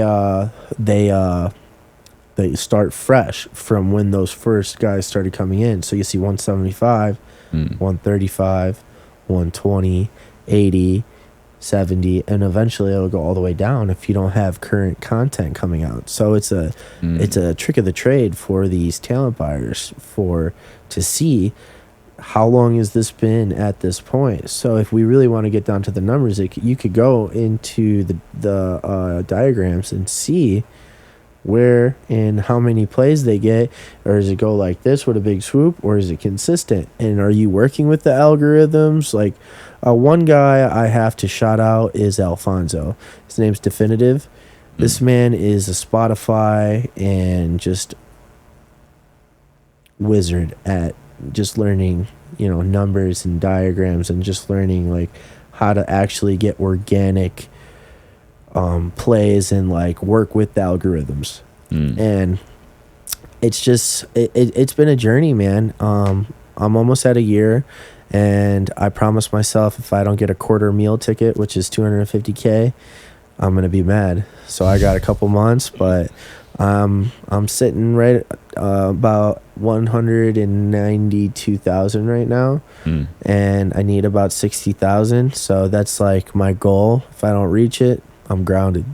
So with the numbers of that, the money wise, what is that reflecting exactly? That's amount of in money? Bookings total. Right. Okay. So in bookings total, I did 191,000. After that, you get a percentage as an agent in the agency, and then the artist gets that say it's 10% to the agency.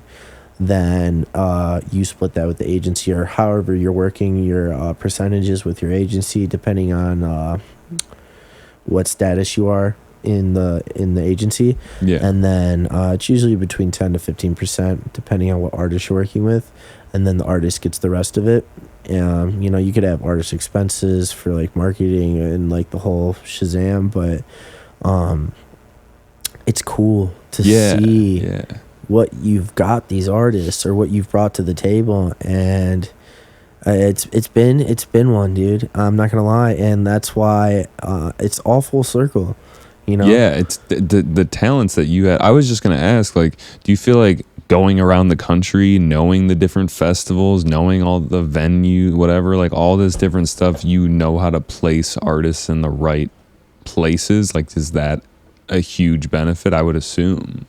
I did once upon a time, but after we got back from COVID, everything is just a big Rubik's Cube. It's Everything's like different. everyone's scrambling. Everyone's trying to make money. Even the monopolizing companies, they're losing money.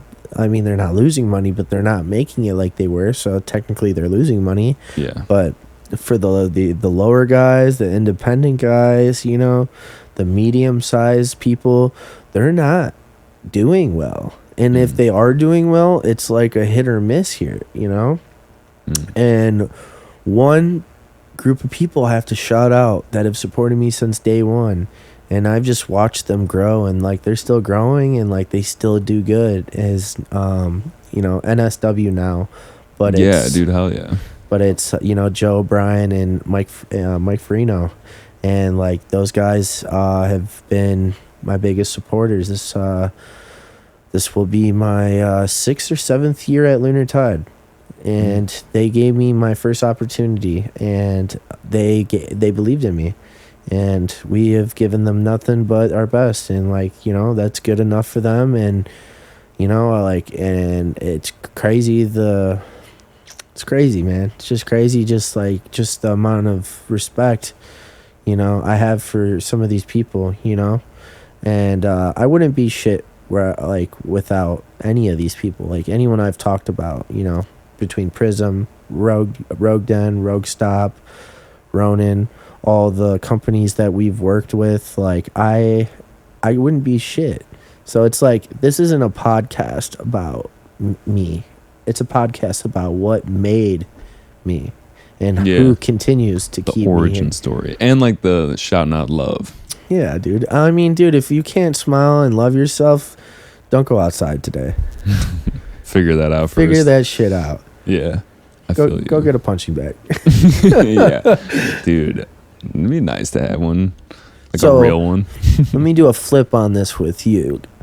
When did you start this podcast? When did you guys figure this out? This is interesting. We don't normally get this flipped. Yeah. I mean, I started the podcast, like, I think it's been like 5 years, and I just like started it. I own a dog walking company, and I like was listening to a bunch of podcasts because I'm just like walking around fucking looking at the flowers, and I like, you know, was like, oh, I could do this, and thought of an idea for it. Like, I'm part of, you know, I produce music. Like, I feel like it would be cool to talk to other producers. Like, let's just run it. So, yeah, I was doing it for a while, like interviewing people in Chicago, reaching out to people through SoundCloud, doing like Skype interviews and stuff. And it's kind of cool. When I was doing it back then, like I interviewed a couple people who, like, I look at their Instagram and they're playing Red Rocks now, and I'm like, that's fucking crazy, dude. You guys had like 1,000 followers on SoundCloud at the time, and I just thought your music was cool or whatever. So like that's kind of rewarding. But then I took I was going, like, it was going up, and I was like, we're doing something here. But I kind of lost my way. I was like, why am I doing this? I'm putting in a lot of work. And I needed to take a break just to like figure out. And then also COVID. So, I think that would have been the best time to do podcasts, right? Dude, it was. I was like, that's I wasn't. Yeah. Podcast Central, right there. So yeah, and then people like, so I took some time off, and like people were like, dude, like what's going on with the podcast? Like that was always the thing that people would be like, dude, the fucking Poducer, like, are you still doing it? And I was like, I'm not, but like I kind of want to now. Yeah. So we started doing it again. Like, I don't know how long it's been, maybe almost a year that we've been doing it. And when you come back to it, like back then it was just all audio. Now it's like you got to do the video and everything. And then recently brought Mace on, met Mace not too long ago. Turns out we're from a similar area, and just like we're like, dude, let's just run this shit. This is the duo right here. Yeah, so this is motherfucking shake and bake. Yeah, so we're trying to run it right now. So wait. Who's El Diablo and who's Magic Man? El Diablo and Magic Man? What's the reference? What do you mean? That's Talladega Nights. Oh. Shake and bake. Shake and bake, baby. I don't know. I mean, I don't know. It's my thing, but Mace is like so quintessential in my process at this point that it's like I couldn't do this shit alone. Like if I had to do this shit alone, it would be a pain in the ass. So Yes. Thank you. Of course.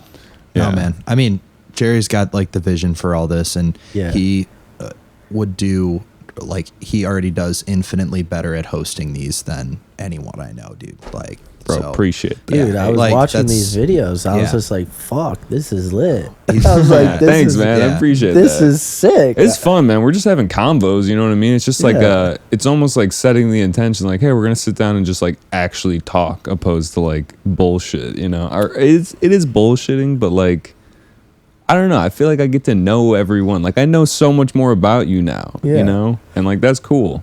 But this is the start, you know. But do you see, like 5 years ago, you started it, and then now you're coming back to. But do you see the vision now that, like, you know, like you first wanted, but do you see it more streamlined now?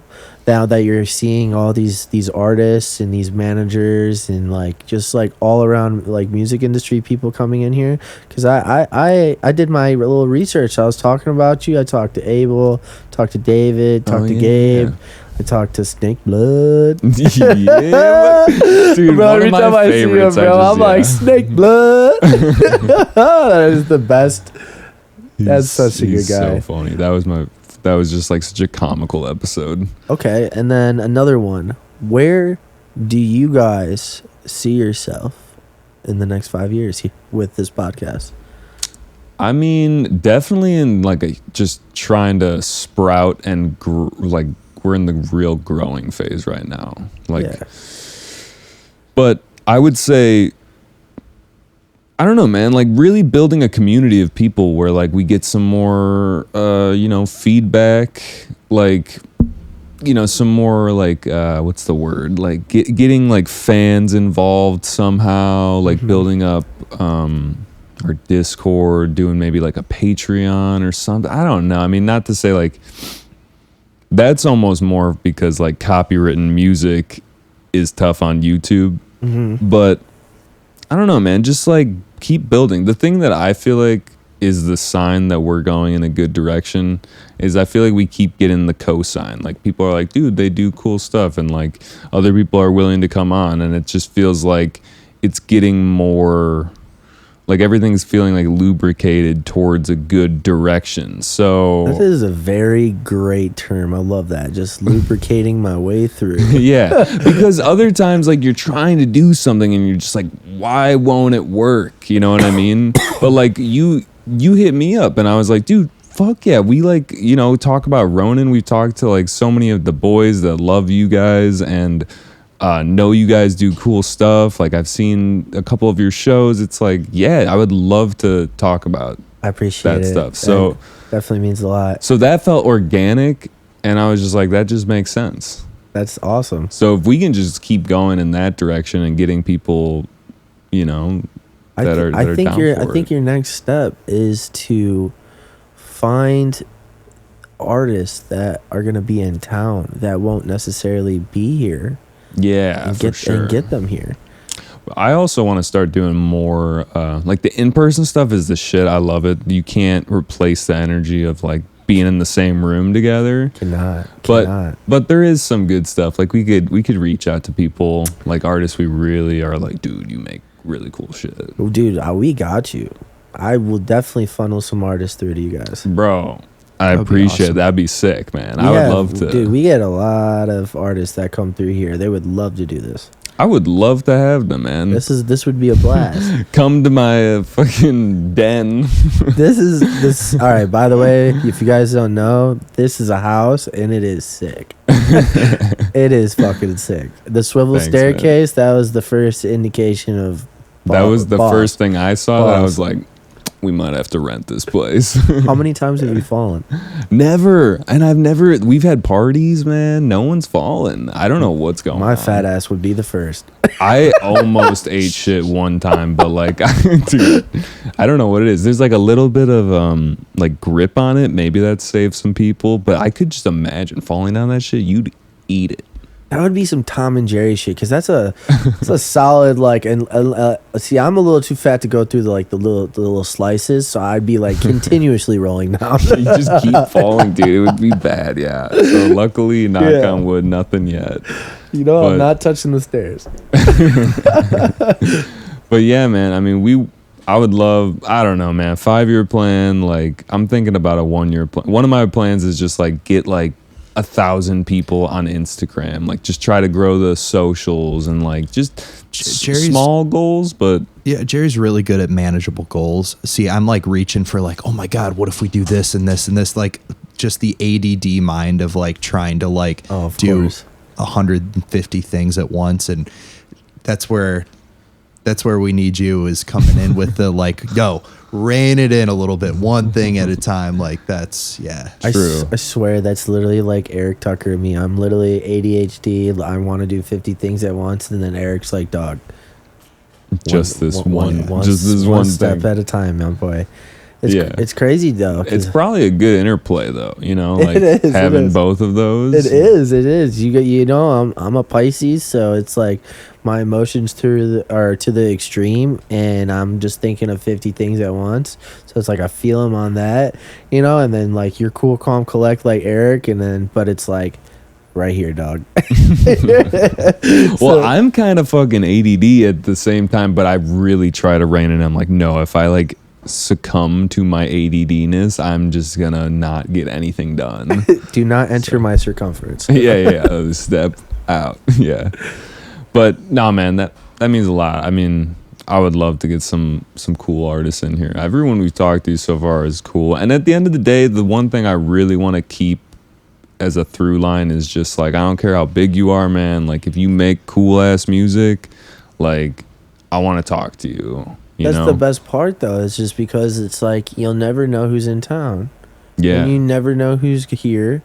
But it's like what you're doing is different. There's podcasts everywhere. But like who's really like, you got Adam, like No Jumper. Adam 22. He got big off of all the rappers and the SoundCloud rappers and lyrical lemonade artists, and then just like turned it into fucking Jersey Shore. But now he's doing like porn or something, or like he's watching his wife get fucked. I know, I saw that. I was like, damn. He was mad at first, but now he's happy because they're making hella bread. So I'm like, okay, so what do you really got going on? Right. Yeah. Jersey Shore, or that South Park episode, like don't get schnookied. Oh, dude. Schnook. Why is South Park always so on the nose? They just know. They're so smart. Bro, if you wear a dress and you're on acid and go to the Grammys, you have something going on. Dude, they're crazy, man. You have something going on. Have you seen that picture? I've heard them talk about it, and I was They're just like, it was really weird. Try walking on heels on acid. I'm like, oh, fuck. Yeah, they were like wigging out, and they're next to like all these fucking famous people. Like, dude, it's like, but they're the ones that troll them, so it's like they're the outcasts. So it's like they see them, and I feel like all the famous people are like tiptoeing, around them, because they're like, oh, they're gonna make an episode about us, because they'll do it in such like a genius like way. Kanye West, like he's a gay fish, gay motherfucking gay fish. Dude, my favorite part in that episode is when he's like explaining, like he's trying to figure out why the fish sticks are whatever, and he's like equals crunchy, and like he's just explaining the fish diagram. Yeah, dude, it's just like he had the little like stick. He's like, right here explains how I am not a gay fish. It's a crunchy fish stick, and they're like, but you eat fish sticks, and he's like, yes, so you're a gay fish. Dude, it's just and they even hit on that like Kanye ego even before like he did with like something about genius. And genius equals crunchy. That was the line. Yeah. Oh my god, dude.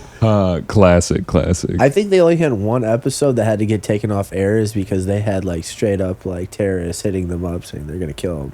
Oh shit! Remember the one with like all the gods and everything, and like it was like really racist. Was this near like the 9/11 era type of deal, they or was portrayed it Muhammad or something like yeah, that? Yeah, it's like something real bad, yeah. and like they got like a lot of death threats, and they had to take it off air. Like you can't find it nowhere.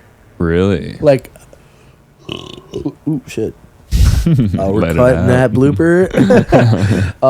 No, but like they had to take it off the air. I think you can find it. I mean, you can find anything on the internet, but like you can't get that whole episode nowhere. Like that was like the one, and I'm like, really, that one? Like that was it? That almost makes it more legendary. It's like that forbidden fruit. I think they're never gonna travel in the middle of the world. Yeah, that's real. Yeah, they're never going there. Dude, they probably have so many enemies, but Oh my god, I'm surprised they haven't gotten smoked at this point. I know. I mean, they're always smoked out, but for real though. I mean, I would hope, people get real upset about stuff, but they are having just like a fun time. I mean, they roast people like for sure, but you got to take I've had it. times where I've watched that show and I've almost thrown up and pissed myself at the same time. Yeah. It's just too good. You're like, oh my god, like how do you keep getting better? Mm-hmm. It's like Family Guy. You had some ifs, and then the Simpsons. They just predict the future. Yeah, exactly. That shit fucked up, dude. It's crazy. I mean, I listen to my conspiracy theory friends, and I'm just like, you gotta stop. I'm like, you gotta get away from me. And I'm like, Dude. they like nailed it. Like there's I think there's like a top 50s list of The Simpsons called it before it happened. And I'm like, oh wow, everyone thinks the dude's a time traveler. I mean, it almost makes sense in the sense that there are so many episodes, and probably they've gotten things wrong, but at the same time, like, there's a weird pattern that feels like maybe they knew, or I don't know. Dude, it's like, wow, what's really out there?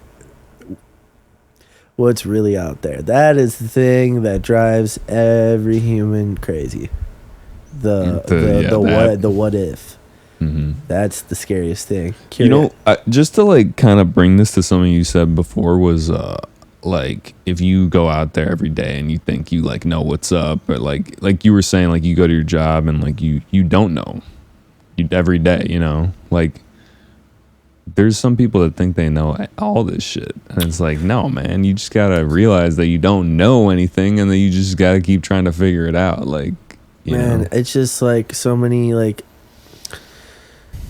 social media entrepreneurs and just like 5 like things you need to do. These influencers talking about how woke they are, or like their success stories and just all this shit, and then you just see how fabricated and fake they are, and you're like, this world is just all surrounding on a like and a dollar bill. Mm-hmm. It's like, where's the wholesomeness? Like, do you remember the last time you seen a group of kids on mongoose bikes riding around mobbing, or like just like the Goonies type shit? Like, I know we all had a group of friends as kids. Dude, hell yeah, we'd all get on our bikes. Go mob out. When's the last time someone knocked on a door? Hey, you want to play? Like, dude, you would go. Someone would open the door with a gun at this point. Like, what are you doing at my house? It's sad too. You'll hear people talk about. They're like, yeah, my kids. Like, I couldn't even imagine them like going out and camping and stuff. They're just like inside. I'm like, oh god. Like, bro, like, do you remember Halloween? Like, I'd be out till 2 a.m. I'd be getting that candy, dude. Pillows, getting that candy, and then like now, like kids got to go into a parking lot. Yeah, it might have like go in a circle. Yeah, with all the same parents. It might have like fentanyl or like some crazy shit, and you're like, okay, well, that's not fun, dude. Like, there's just been some weird stories I've heard, and I'm like, yeah, Halloween's not even a holiday anymore. Yeah, it's just a time to like. For adults to like partying. Dress up and like Parts get adult weird, party. which is sick. I enjoy that, but it's like the leaders of what's that shit called? Where is it? Where they're like it was like, was it a Korean show? What was it called? Squid Game. Squid Games. It's like the leaders all dressed up in the top. Oh yeah, with the masks. Trying to get weird, dude. Oh, dude, yeah, those were some weirdos. Those were some weirdos, dude. It's the 2%. Yeah, the 2%. I like that. Yeah, not even the 1%. The 2%. Those are those 2%ers right there with some whole milk. Hell yeah. Yo, well, let's wrap this guy up. I always do a little like wrap up question. And that is, I mean, dude, you've been to a lot of shows, but the question is, like, what was the most impactful show that you went to? It could have been early on, like when you were just going to shows, wasn't in the sound system culture as much, or maybe it was something where like you guys were helping or you saw something and you're just like, dude, that's another level. I'd have to say 2012 Electric Forest, Bass Nectar. And I know I'm going to get a lot of hate for this, but we had a friend named Pepe. He passed away. He got killed by the police, but it was our last festival with him. And we were all inexperienced. And it was our first music festival for a lot of our friends. It was 2012. And we got to see him open up with Color Storm. And I was sitting there right next to Pepe. That mixtape. I mean, I was a big Bass Nectar fan. I liked Bass Nectar. Yeah. I was more like, I followed Tipper a lot, but like I went to a lot of Bass Nectar events, and like it was cool, you know. But like that one was the most special to me because I was with someone that I no longer have with me, and we were with like all the OG friends, and it was like friends that I'm not friends with anymore because, you know, people grow apart, people have different priorities, people live different now, but at that timing there was not a care in the world but just to be happy and be there with people that you love. And like, you know, I couldn't explain the amount of happiness that one festival gave me, because after that we lost him, and then that was like when like a lot of the friend group just kind of like went separate ways, or like, you know, a lot of people just were different after that. But like that was like one of the more like wholesome moments in my life, and I don't think I've ever heard Bass Nectar open up with Color Storm. So dude, that was fucking fire. That was like kind of in the era where he was starting to like really kind of take off too. Bro, like, I mean, he had been around for a while, but you didn't see when he was playing, what was it Lollapalooza or Riot Fest? It was like 2007, 2008. Yeah. And he like had like not that big of a crowd, but then like it showed probably 2008. I remember my buddy, like this was when we first got into electronic music. He was going to like Alala before we were like 14 or 15 or some shit.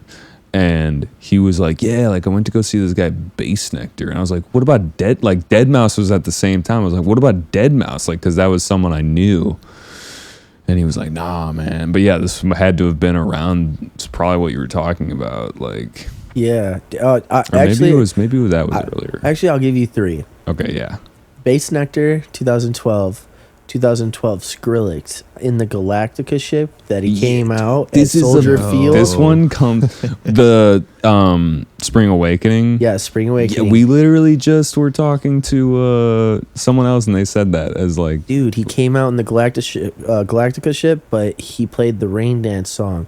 As soon as it dropped, it started raining. Oh, dude! And I was on some, you know, heavy recreational drugs, and I was 17 or 16, and I was just like, this is fucked up. But it was just so cool because, like, you know, he turned dubstep to what it was, mainstream like that. And then my third one would have to be Dead Mouse. It wasn't Soldier Field. Where was it? Was it at Lala? No, it was his own curated event. Was it Union Park? Maybe it was.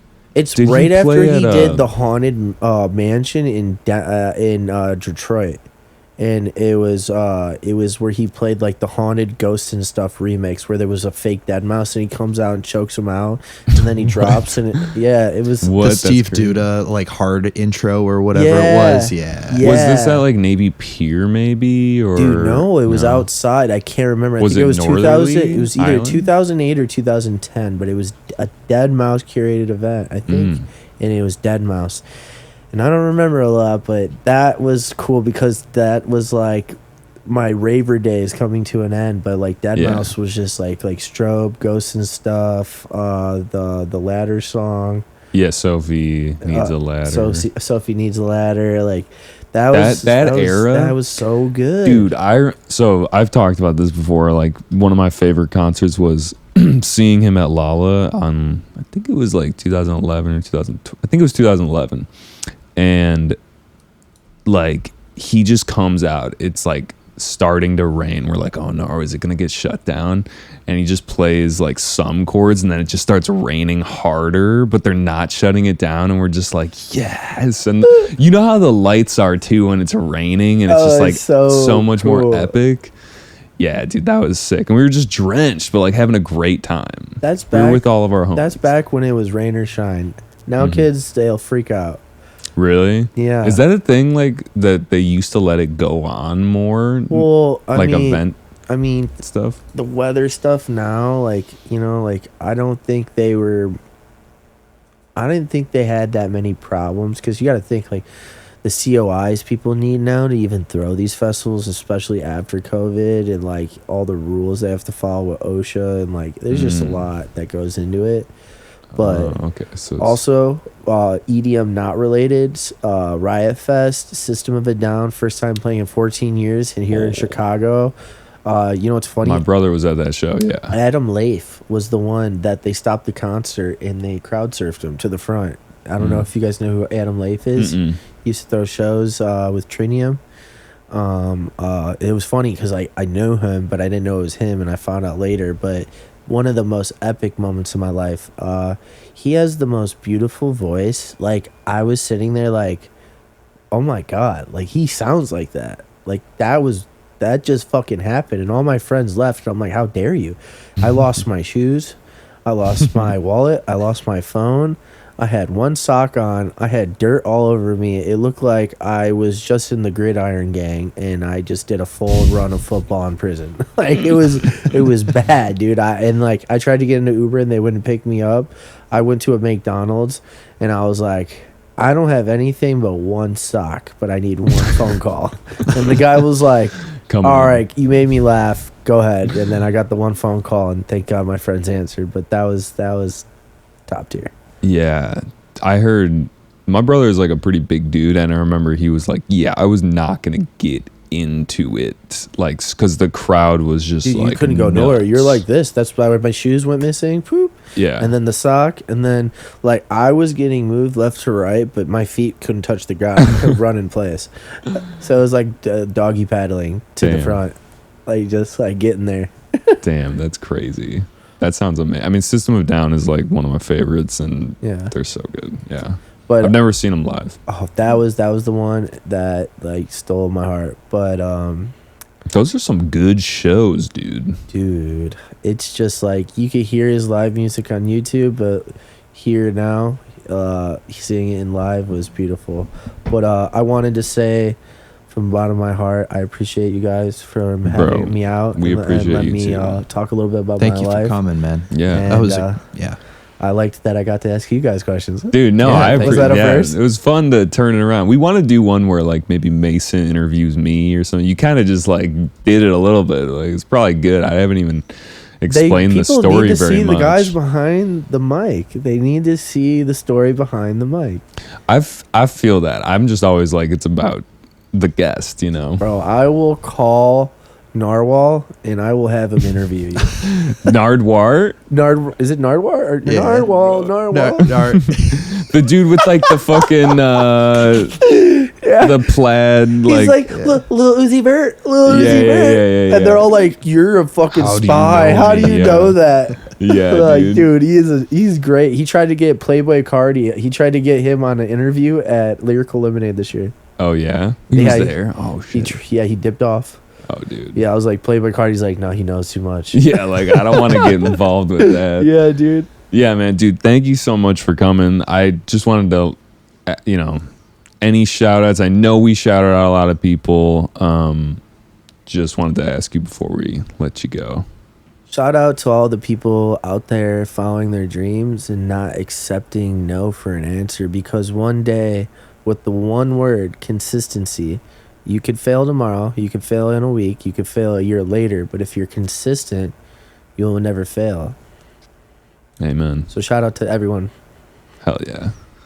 Well, you guys, thank you for listening. If you've made it to this point, thank you again for coming, and on to the next. Shots. Peace. Later. Later.